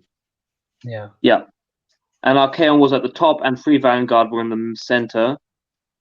So I killed Archaon and the 3 Vanguard with him. Then I hurt the ones in the center. So in his second turn, I think 3 Vanguard hit the Thunderers and all the Thunderers died. Because 3 Vanguard do the damage. Yeah. Yes, especially on charge. So in terms of the objectives, because you gave away turn 1. Yep. And which objective did you pick to be your primary? The top right. Top right. Okay. And Shubi didn't manage to get onto it? He didn't, no. So that top right objective was basically 10 Thunderers in a forest, 10 Arcanauts in a forest, just holding the line. Staying as far back from the middle as they could, but still within objective. So they held it. He wasn't able to move that fast, and then the Ironclad came in and killed a lot of stuff up there. Yeah. And so in your turns, which ones was he picking as the primary? Because it was obviously obvious you were going for Archaon. So was he then? He picked the first couple of turns. He picked in the bottom left.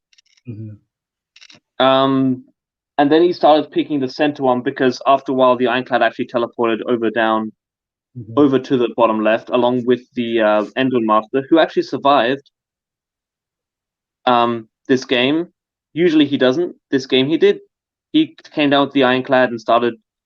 And then they were 2 models to the Demon Prince's 1 model, and the Ironclad started shooting.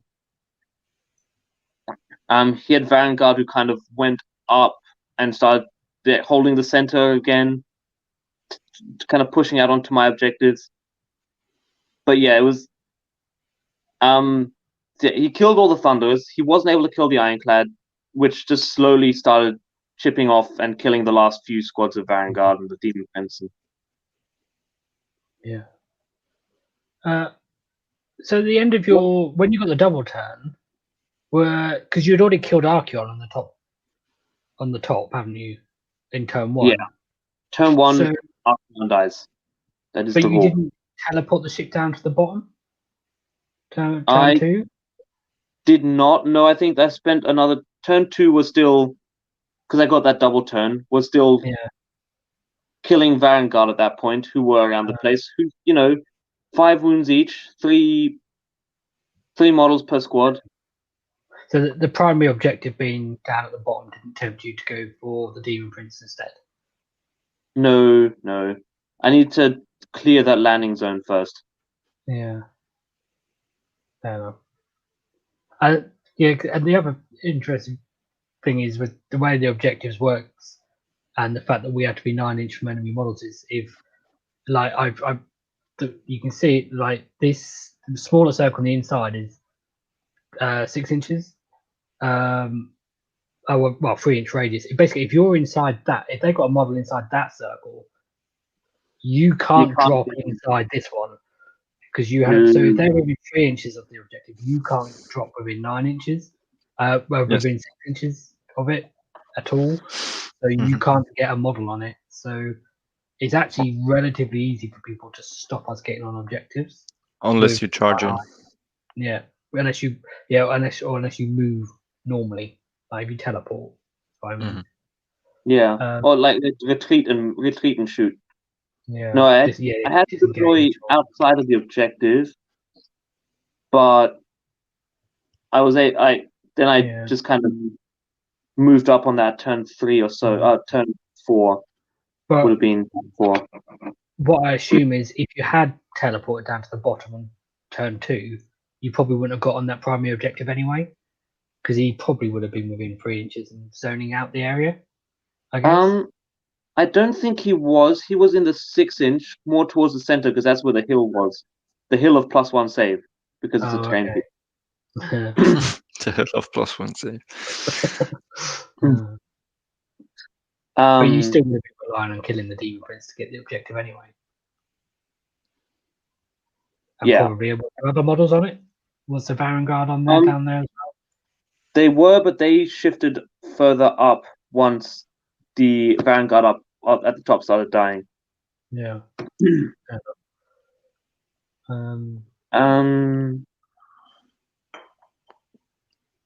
But it sounds like if you had teleport down the bottom, you wouldn't have got the objective. Not on that initial turn, no. So there wasn't the primary objective being down there. Essentially, wasn't. I mean, he might have been doing it as bait, but essentially for you, it wasn't worth going for it because there wasn't a good chance of getting it, and you needed to kill stuff on top end. Yeah.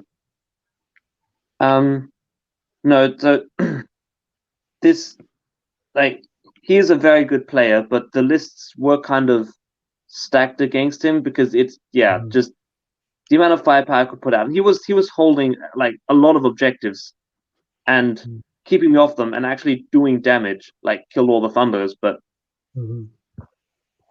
wasn't enough. Yeah, and the thing is, I mean, he did manage to kill all the Thunders, but if he hadn't, he's got so few bodies that you just leave him 4 alive, and then you would keep the objective because as long as they're near the Ironclad, they're battle shock immune. No, they are not, because they are not part of the battalion. Oh no, it doesn't have to be battalion. It's just all Kharadrons. Yeah, it doesn't say from this battalion. Yep, it's all Kharadron Overlords in your army. Okay. All Kharadrons only within 18, I think. Yeah, it doesn't say from this battalion. It's really handy. For friendly Kharadron Overlord units, you're absolutely correct. Yep. But it's pretty good. This changes everything. Yeah. Especially with Lumina coming out. But my point was, like, basically, he's got so few models. He's he was relying. He was actually in the position that KO is normally in, that we have to kill stuff to get the objectives because we're never going to have more models on the objectives. So he was, this is he was the role this is the reverse. battle where you come with more models. He has 16 models, and you're Yeah. bringing what 40? Yeah. I know you got 50, 30, 50, 53, 56, 7, yeah, 54. Oh, 57. Yeah, that's right. It's the little ender riggers. Yeah. 57. Yeah. Massive. Yeah. Overpowered. Yeah. Too many models. There could be 3 more in there yet. Yeah. So probably you'll end up with less models after you change your list.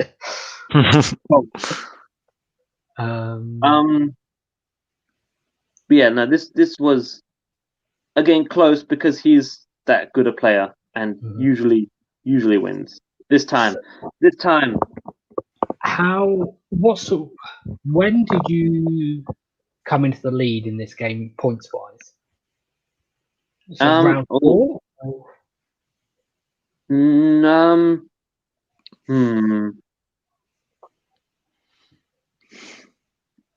I don't know. I think I was in the lead from the start because I'm pretty sure I had my 3 objectives plus his top one up there from round 1.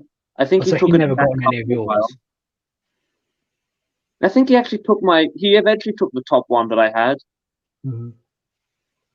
Just because, yeah, those 3 Vanguard then, well, it wasn't 3 at that point, but the remainder pushed on towards those Arcanauts. Yeah. I forget how I killed it.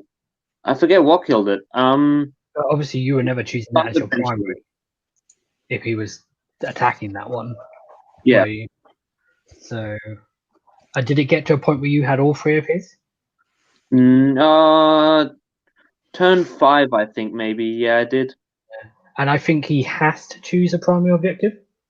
He does, yeah. You can't not choose one. Yeah. So then at some point, it doesn't matter. Yeah. Once you got all of that. The Ironclad and Endermaster just kind of pushed up from the bottom. They didn't have much resistance down there, and they just walked through. Yeah. Okay. Max, any questions about this game? No. I think we have a good idea of what happened. Yeah. Yeah. Move on to last one again. Luke Doman. So, I mean, you would have seen this in the group chat and in our chat. Where it was, so there's a top game between Doman and another Krohn player, with similar to the first list, but with more bloodthirsters. Yeah, 3 bloodthirsters. Because when I was putting this together, I put that list first and I got it wrong. Oh yeah. So that one, that was a really close game, and I was really hoping those bloodthirsters would have won because I was pretty confident I could beat another Krohn list. Luke Doman, I know, is a really, really good player, and B, it's Slaanesh, and I have played as Slaanesh a couple times, and I haven't beaten him. They keep putting stuff on the board. They do. Well, that was something I was gonna say when we talked about the Krohn one, but we didn't sort of.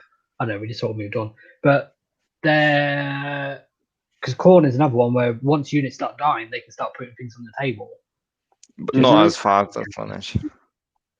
Yeah, not as bad as Slaanesh, but for us, for KO, when you're relying on killing units, because that's how you take objectives, because we don't get more bodies on them. When they start bringing more units onto the table, even if they're rubbish units, but they're 10 bodies, it's just more stuff that you can't deal with. Yeah. So yeah, that can be an issue if you can't stop them from bringing those units on, and if they can put them on objectives. Yeah. And he had Barak as well. Yeah. All right, so going back before, I was really hoping the Korn would win, but obviously he didn't, and I was like, yeah, to all the groups, like, oh no, it's Slanesh, it's this guy, this is bad. I would, if it would have, by pure tournament points, I would have actually had to fight Woods again, my first opponent, because he did really well in all of his other games. But since we fought before, I was fighting Luke Doman. Also, because of how there's 22 players, at that point, I was the only one who was on 4-0 on wins, and everyone else was on 3 wins, 1 loss. Yeah. So you were the favourite basically to win at that point. If I had won this game, I would be I would have won 100%. Mm-hmm. If I had lost this game, it would have gone down to like secondary points. A lot of other people would have had the chance, a chance to win, since everyone would have been at 4-1. Yeah. Okay. So you mentioned that you'd not won against Slanesh before. I have not. You played against them before. I did. So did you look at the list and sort of go, right, well, these are what I want to go for? Or, I mean, this isn't what I would call a typical Slanesh list. At least for what they used to be playing, where they used to have like triple keep your secret lists and that sort of No, thing. because this is the Lurid Haze Invaders. This is something new from the Wrath of the Everchosen book, I believe, which the FAQ is uncertain if this is even legal anymore. Because it's not a Battle Tome and it's not a White Dwarf publication. Well, then it's probably not legal anymore then. It's unsure, which is a shame, because especially for Nurgle, they have a lot of cool stuff in that book. Yeah. My main question about this list would be Chaos Marauders, why flails? Is there some? Because he said Luke Doman is a good player. He knows his stuff. Please enlighten me. Why flails? Why would you ever put flails on Chaos Marauders? They must have been there. You have them built from the 1990s, or I mean, it could have been a mistake on War Scroll Builder. They were actually third-party models. I'm not sure what he was. Yeah, I don't know if he was actually using flails or not. The Marauders, honestly, they weren't really there to kill things. They were there to take objectives. Yeah. So coming into this game, did you have a key target in mind? Because there's 3.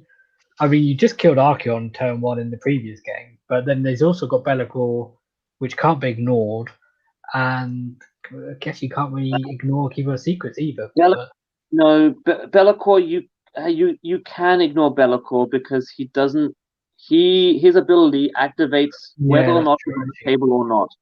You can't ignore the fact they got Be'lakor in the list, but you don't necessarily have to kill Be'lakor. No. What you might want to kill is the Sorcerer, because he gives reroll saves to Archeon. Yeah. No, so Luke was able to. So he used Lurid Haze initially to keep Archeon off the board, so I couldn't turn 1 smash. Right, so they can deploy in reserve then. Yes, they can deploy in reserves, and they deploy D3 units in reserves, and then they can come on at the end of any movement phase from a 6-inch board. Yeah, including your movement phases. Oh well, okay, not okay. At the end of any of their movement phases. Okay, yeah. They can come in 6 inches from a board edge and 9 inches away from enemy units. Yeah. So I deployed my Arcanauts in a 1 massive continuous conga line to make sure he couldn't put Archeon on my flanks. Oh yeah, that's me and Doman. Here they are. So there you see my table. There you see the table with that giant fortress in the center. So Archeon isn't there. So he's not actually deployed there then. No, Archeon is right on the corner. But he's off the table. Unless Yeah, it's he moved off the table. Ah, okay. He If was you on the see, table all pretty my Arcanauts are in one big long string, yeah. and then my boat is in the center, just to make sure that he can't Archaon, like, come in, smash the boat, turn one, kill all the Thunderers, game over. Mhm. So also I noticed there Citadel Woods. Were you playing that they were blocking line of sight as well? Oh yeah, they Oh, were. yeah. Not that it Yeah. really mattered. Like, Yeah. Not for flying units. like you see how they're all in kind of in the corners there, and there's enough Yeah. flying units. Yeah, and you're not expecting this unit of Arcanauts at the bottom behind the trees to kill stuff probably anyway. It was more important for them to zone out space. Yeah. Yeah. So yeah, you can. Yeah.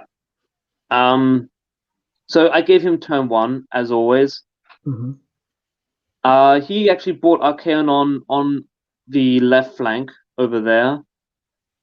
Mm-hmm. And so his Keeper of Secrets and Be'lakor were both on that left flank, and Archaon turned up on that left flank, and they all kind of pushed on those objectives. So these two at the end. Yeah, so he actually had 4 objectives at the end of his first turn. So he was leading in objectives just off the gate there.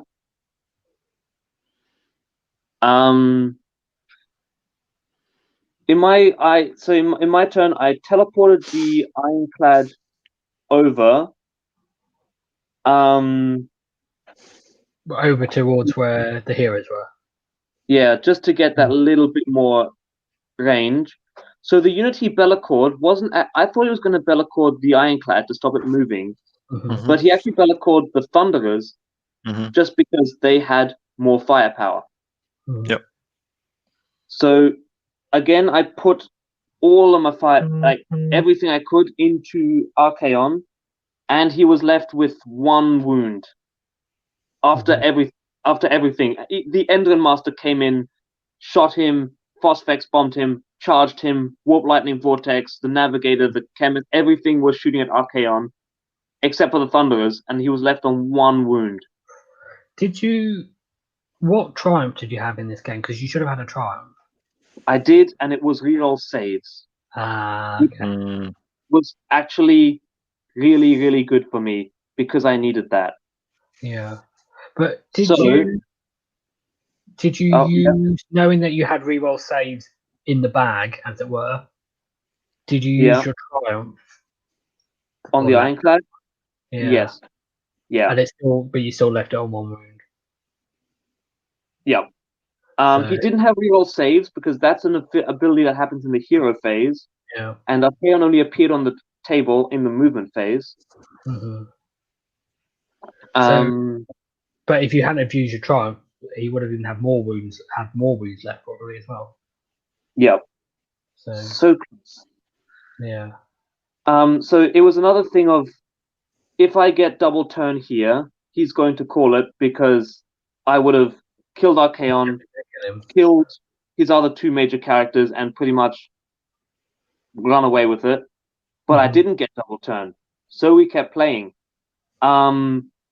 With so Archaon, a lot of wounds, a lot of summoning points. So he immediately summons Forge World Keeper of Secrets because that thing is 30 summoning points. That never got updated.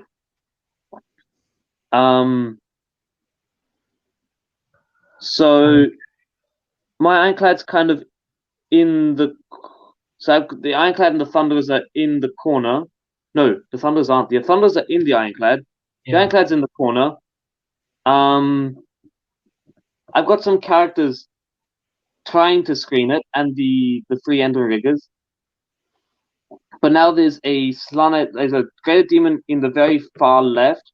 There's the Wounded Greater Demon on the hill with Be'lakor, and there's Archaon pretty much on the far left as well. I assume his bodies are pushed forward as well onto the objective. Oh yeah. Yeah, so he's got. There was kind of like a interesting fight going on with my center objective. His center objective he immediately got. my center objective was kind of a fight between the 10 Arcanauts and 20 Marauders, which the Arcanauts actually won, which was nice. Okay. His objectives. So the first objective I burnt in my turn, in turn 2, was the far left one that he had, because there was no way I was getting up there anymore. Because you can remove one. You can remove. So did you remove his objective? I assume. His far left objective. Yeah. Okay. Because that was everything. Because it's the player that doesn't get the first turn, isn't it? Yeah. So it's kind of good to go second here. Mm-hmm. So luckily, the keeper of the Forge World Keeper of Secrets that he just summoned in didn't make the charge. Archaon did into a character. Be'lakor did into the Ironclad, and the General Keeper of Secrets made it into a character, or kind of. So he kind of pushed him into character, and it went as far towards the boat as he could. So then in his turn, he was able to... Archaon actually completely whiffed against the Endland Master, who survived somehow, and then still failed to do enough damage to do any damage to Archaon. Be'lakor killed him. And then... No, so Slaanesh has its thing where units can activate twice per turn, right? Mm-hmm. So Archaon whiffed or against a command him. point, yes. Yeah. Whiffed against him, then in his second activation, killed him. Then Be'lakor try to fight the boat, didn't do much because Be'lakor doesn't do all that much damage in combat. No. The Keeper of Secrets, after the Endland Master died, was able to move 3 inches towards the boat, got in range with its 3-inch weapons, did a little bit of damage, then Paladin attacked again with all of its weapons into the boat. But thanks to that floating rerollable saves, the boat survived, and some really, really good good rolls for me, survived on 6 wounds left. It took 12. Army. But then, of course, at that point, it can't teleport anymore. It can't, which was a big problem, because it was now in a corner, along with all my Thunderers, and they weren't moving. I can't remember, sorry, was the Endland Master dead at that point? He was, and all the Endriggers were dead too. So it was relying only on its own healing, which is not enough. 1 per turn. Yeah. Which was not enough. Yeah. It wasn't, so at that point, it wasn't even able to retreat and shoot in combat. I was so we used a lot of measuring tools, but I was able to get all the Thunderers just out of the Ironclad and outside of 3 inches of everything, which was good. So then the Thunderers and the Ironclad together were able to kill Archaon, the General Keeper of Secrets, the Keeper of Secrets, the one that was summoned in, and Be'lakor. And I even got the Ironclad was able to shoot its cannon and its torpedoes into the wizard, the sorcerer, but it didn't kill him. Mm-hmm. If I had killed him, I would have won the game, because at that point, no more heroes. He can't summon. Mm-hmm. Everything just dies. But I didn't. So then we rolled for turn again. So if I had won the double turn, I would have killed his sorcerer, would have won. Although he would have removed one of your objectives. Yes. So, but you didn't win the double turn. I didn't. So he moved his sorcerer as far right as he could, and started summoning not keepers anymore, but he started summoning demonettes, and just started holding all the objectives and getting all the points. My Ironclad and Thunderers were stuck in the corner now. So they were. I removed his center objective, and I just started slowly walking towards his guys. Couldn't teleport, couldn't heal enough. The Arcanauts were doing all right, but he had the Steeds of Slanesh. The Thunders actually got back into the Ironclad. The Ironclad then ran, and the Thunders still shot out of it because they don't count as running when the Ironclad runs. But yeah, so in the end, just because I killed all of his stuff, but I was trapped in that corner, he actually ended up winning that game by 1 point. There's a lot of things were won by 1 point. Yeah, it was a good tournament, a lot of close games. In your turn 1, yeah, what was your reasoning for not getting the Thunderers out of the boat? Oh, because they couldn't. Because Bellacored them, and they didn't roll their 5+, so they weren't able to move. Yeah, I think I would have to look into that because I'm not sure if getting out of a garrison counts as a move. It might not. I think it says it counts as this unit's move. Because you definitely. So he Bellacored them turn 1. So it was a fight. Every time they try to do if they move or shoot or use an ability, you roll dice. On a 5+, they can. On a 1 to 4, they can't. Yeah, I think that would be an interesting one because I think there's some example. It does say this counts as their move for that movement phase, but I think there's some examples of some FAQs where there are other things worded that way. For instance, I think there's a Skaven one where if something that stops them from moving, it doesn't stop them from using that ability. So it'd be interesting to check that. But did they get to shoot turn 1, the Thunderers? Nope. Otherwise, Archaon would have been. As well. Yeah. Otherwise, Archaon would have been dead.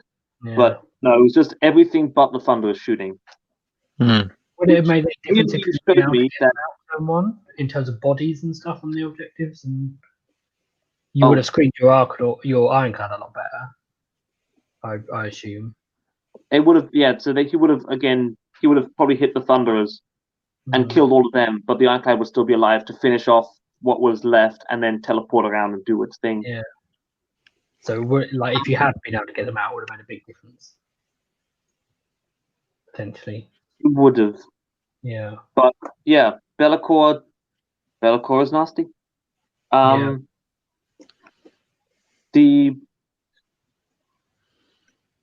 don't know. This is the first game I think ever that I've actually put stuff back into the Ironclad after it got out. Actually embarked, which I've never done before.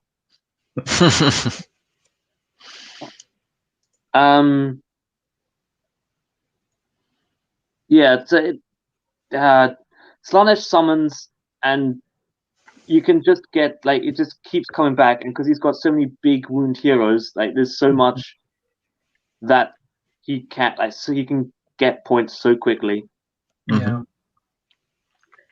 You kind of need to kill those heroes to stop the summoning. Well, that's an interesting question about Slanesh, because some people say ignore the heroes, just kill all the units. Because as long as the heroes don't take damage, they don't get summoning points. Yeah, that's a good point.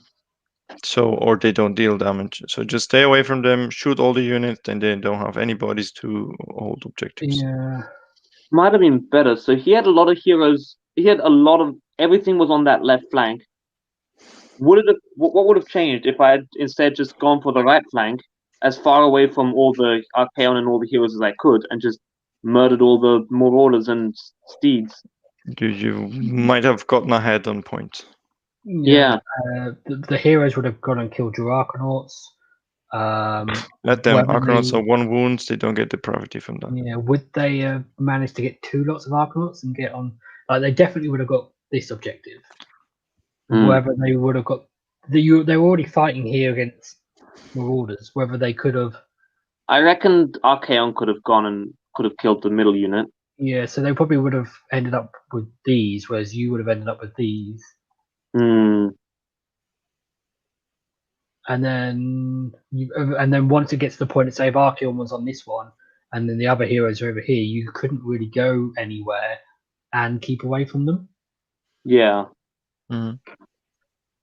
Or So- you could maybe go onto this objective and kill Marauders and ignore Archaon, but then Archaon is going to come into you afterwards.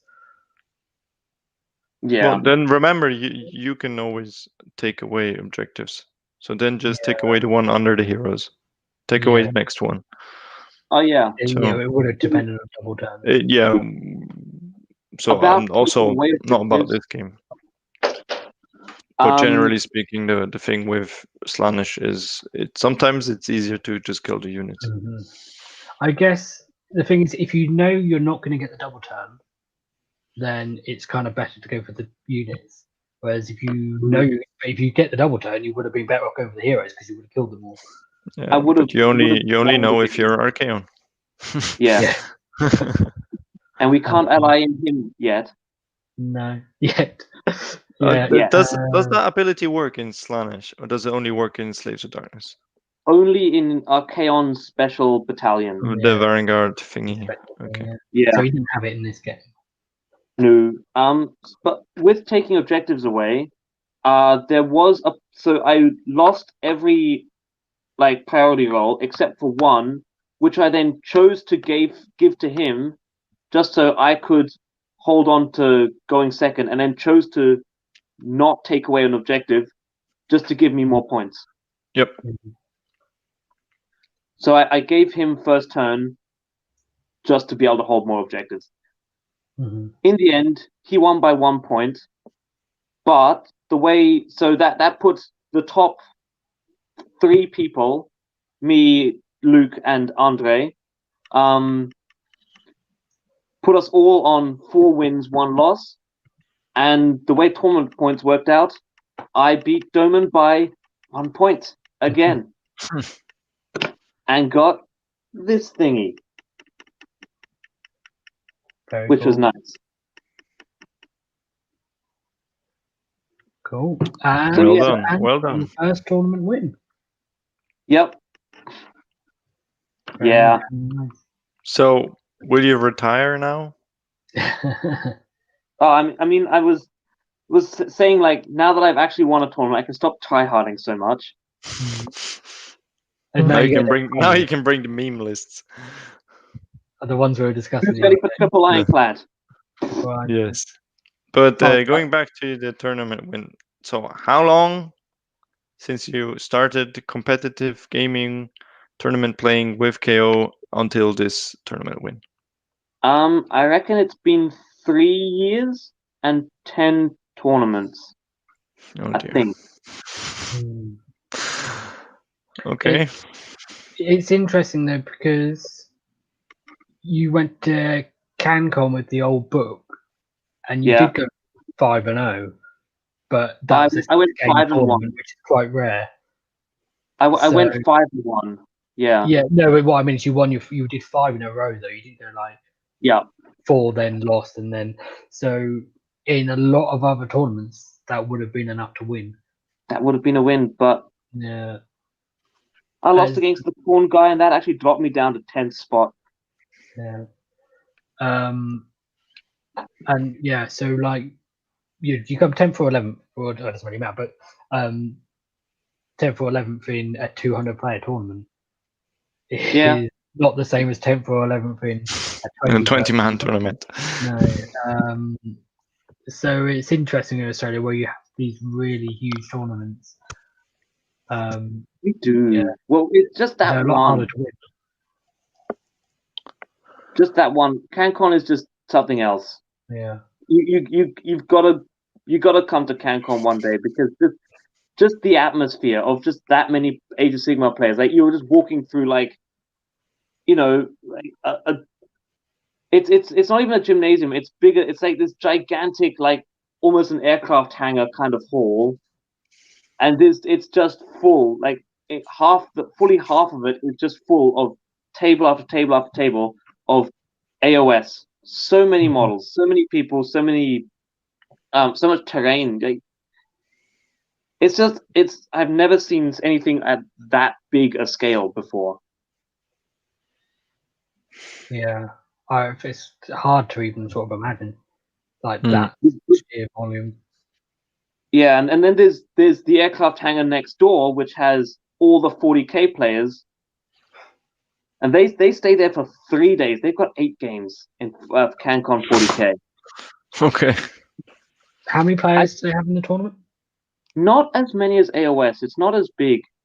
That's But it's still like 150 or so. But they don't.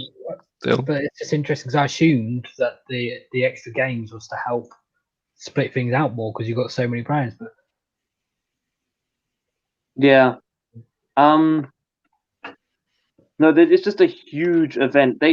It's not just AOS and 40k. Like CanCon is every single war game in the world. Like yeah, there are epic tournaments. There are Battlefleet Gothic tournaments, Star Wars Legion, Star Wars Armada, like Flames of War.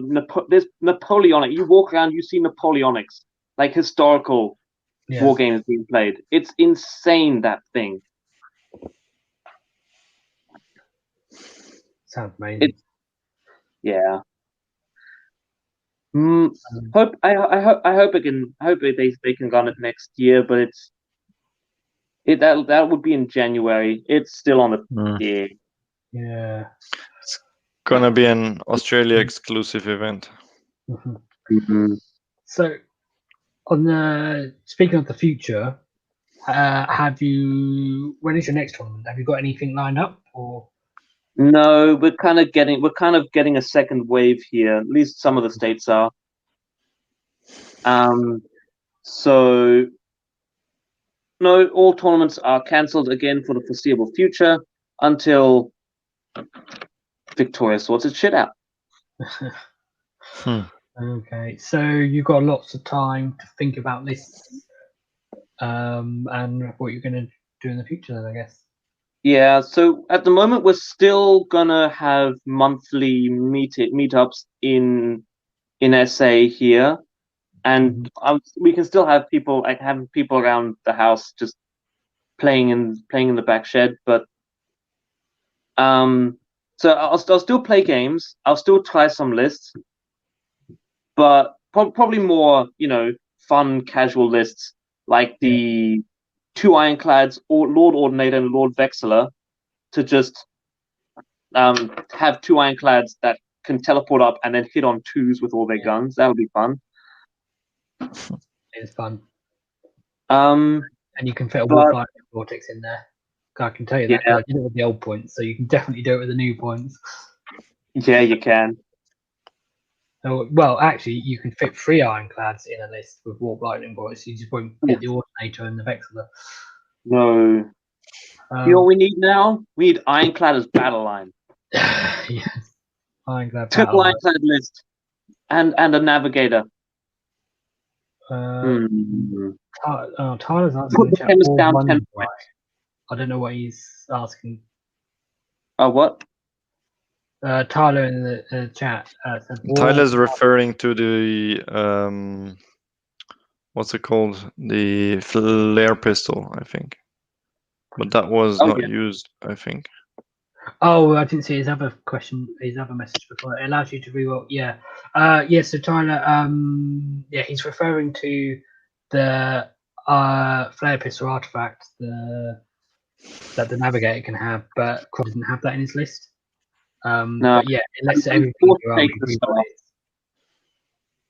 There was no flare pistol. He had to use the Zilfin mandatory artifact on the Navigator. Staff of ocular optimization. Yes. Yeah.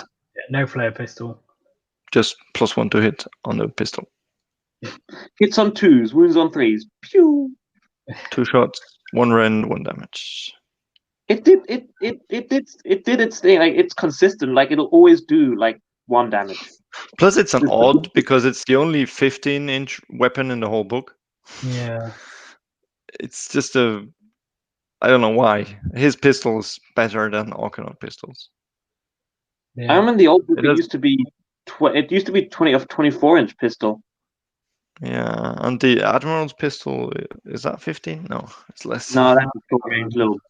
12. So apparently the Navigator has the better pistol. Yeah. Strange. That's okay. Who knows No, why? The Admiral is just the worst. Just the worst. But at 120 points, I think there's a place for it. I think I like the idea of an ironclad being able to retreat and run, because it will disengage rather than retreating, and run, which means you don't have to worry about being 9 inches away. And in Zilfin, it will do it 16-inch move then, and then still be able to shoot. if it's And full I health, like the yeah. idea of running that around someone's backfield as a big distraction. I mean, if you put like 5 Endwin Masters in the Ironclad with him, give them all +1 to hit, and heal the Yeah. Ironclad 10 wounds a turn. Yeah. Hammer time. Hammer time. The list is gonna happen. Big hammer boat. Yeah. With Give battle it the ram. Okay, so we talked a little bit about where this list will go, but it sounds like you're still sort of thinking about that.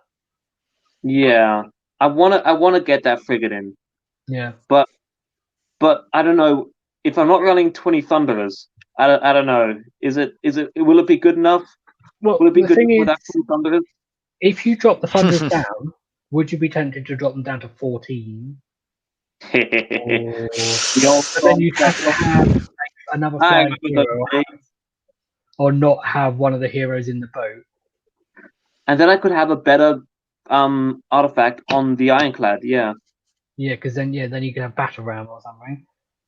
Mm. Because it could It would have to charge be in 14. with the Endrin Master. But I think the problem with 14 Thunderers is then it wasn't. So back in the old book, I was solely going on carbines, but now because I like the special weapons, going 14 Thunderers means you could only take 2 of each, which isn't too The other good. problem is, in Iron Sky Command, you've got 3 heroes, and really one of them will be the Endrin Master. But like, if you want to have all your heroes in the ship, then you need to go down to 13. The Navigator doesn't have to be in the boat. The Chemist does. The Chemist needs to be in the boat. The Navigator doesn't have to be. So you could deploy him behind a unit of Arcos or something. I could, yeah, because all he's there for really is being a hero, dispelling spells sometimes, and having his 36-inch range nerf flyers. So I don't know. How long does it? How many models do you need in an Ironclad to stop it from flying high? More than 15. So. If there are 16 or more models, yeah, okay. So I probably still need to take the buoyancy aids because there would be 16 models in that Ironclad. Yeah, Chemist needs to be there just to get it. Becomes tempting to have 14, doesn't it? Because you're taking it just to get one extra model in. I mean, if I was taking 14, I'd just at that point give them all carbines, keep them in the Ironclad forever, and just shoot carbines out of it. Would you? I wouldn't even get. Would you be tempted by 2 units of 10 and 2 frigates? Can I do that? I don't know. I haven't done the points. Points-wise, if you drop the yes. Ironclad, you would definitely be able to have. I'll drop the Ironclad. Yeah. Ooh. Yeah, you save 40 points. Ooh. But how's the Chemist going to teleport up then? I won't be able to get the Warp Lightning Vortex in range. Because if you have more than 10... Gun hauler with compartments. But then your hero phase move is not letting only letting one unit of thunderers out of the boat and stuff, and No. or not Yeah, letting any. it's- If it's on the gun hauler, then it's not letting any of them out. I mean, the Thunders wouldn't have to get out because they. If But you're just using rifles, then there's no point. So if there's 20, then you give them special weapons again, and then you want to get them out. yeah, but if you have 2 units of 10, you could have rifles. Yeah, and it's 18-inch. Tyler asks if we rate the combination of a gun hauler and I'm assuming he means the Endra Master with dirigible suit for 320 points. Created to do what? I mean, I like Endra Masters, and I like gun haulers. He says he's been using it a lot in Tempest Eye. Wounds and damage, but by damage, shooting, okay. The problem is with the melee damage. If you send in the Endra Master away from the boat, and then you fail the charge roll on the boat, he's not within range to teleport away. Because then the Endra Master is stuck there. Whatever you send him in, it's a bit. What I used to do in Tempest is to have 6 engine riggers with a gun hauler, just jumping around, capturing objectives, because they can, if they deploy poorly or set up poorly, then you can actually already set up onto a bit of the objective. So already you have some bodies scoring, shoot, and then charge in with the engine riggers and the +1 from the Skyhook. What I often found is a problem that when you set up and then start shooting, of course they take away models closest to you, and then you don't make the charge.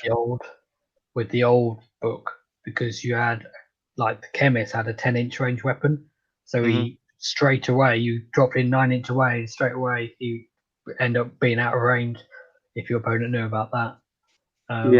It can happen quite easily with the 12-inch guns as well.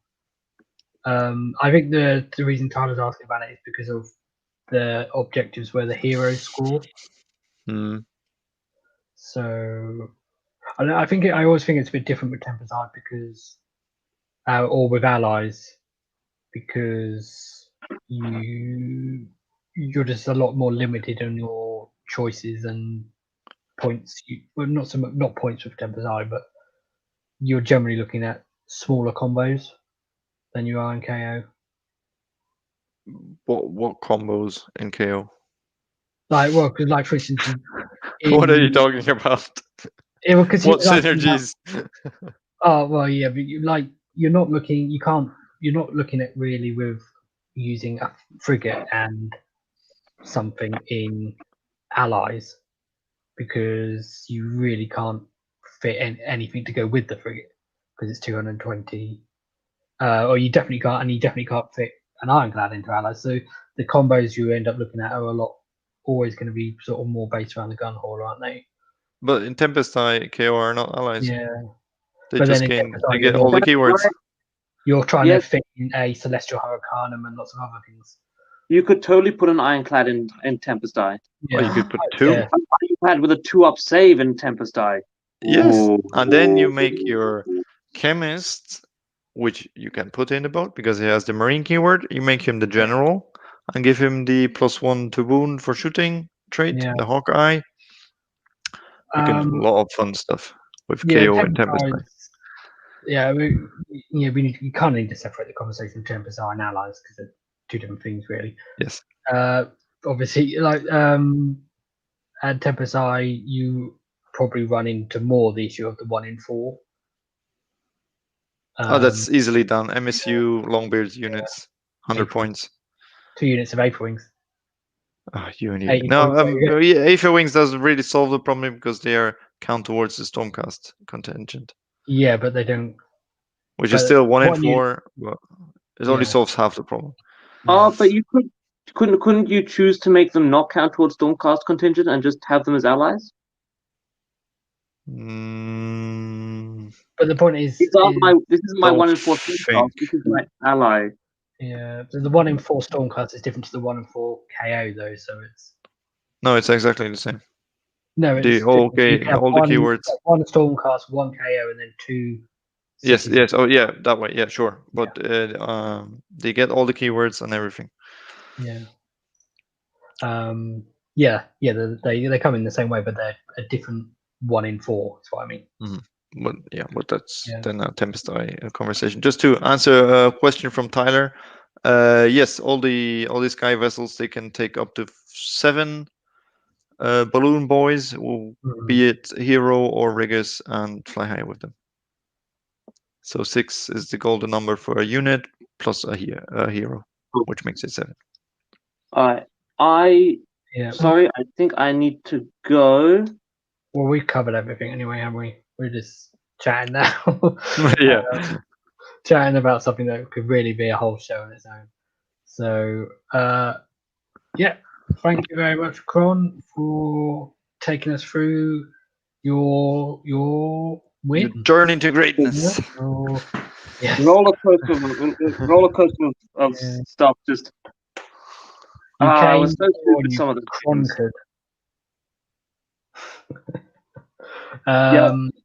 And thank you, Max, for coming and helping me ask questions as well. Thank you for having me. Inane ramblings. Yes. And everyone else that has been watching as well. And if you like the show, then do the thing that every YouTuber asks you to do. Do that. Press the subscribe and the bell icon and the like button and the share and subscribe and comment. Subscribe to the bell icon.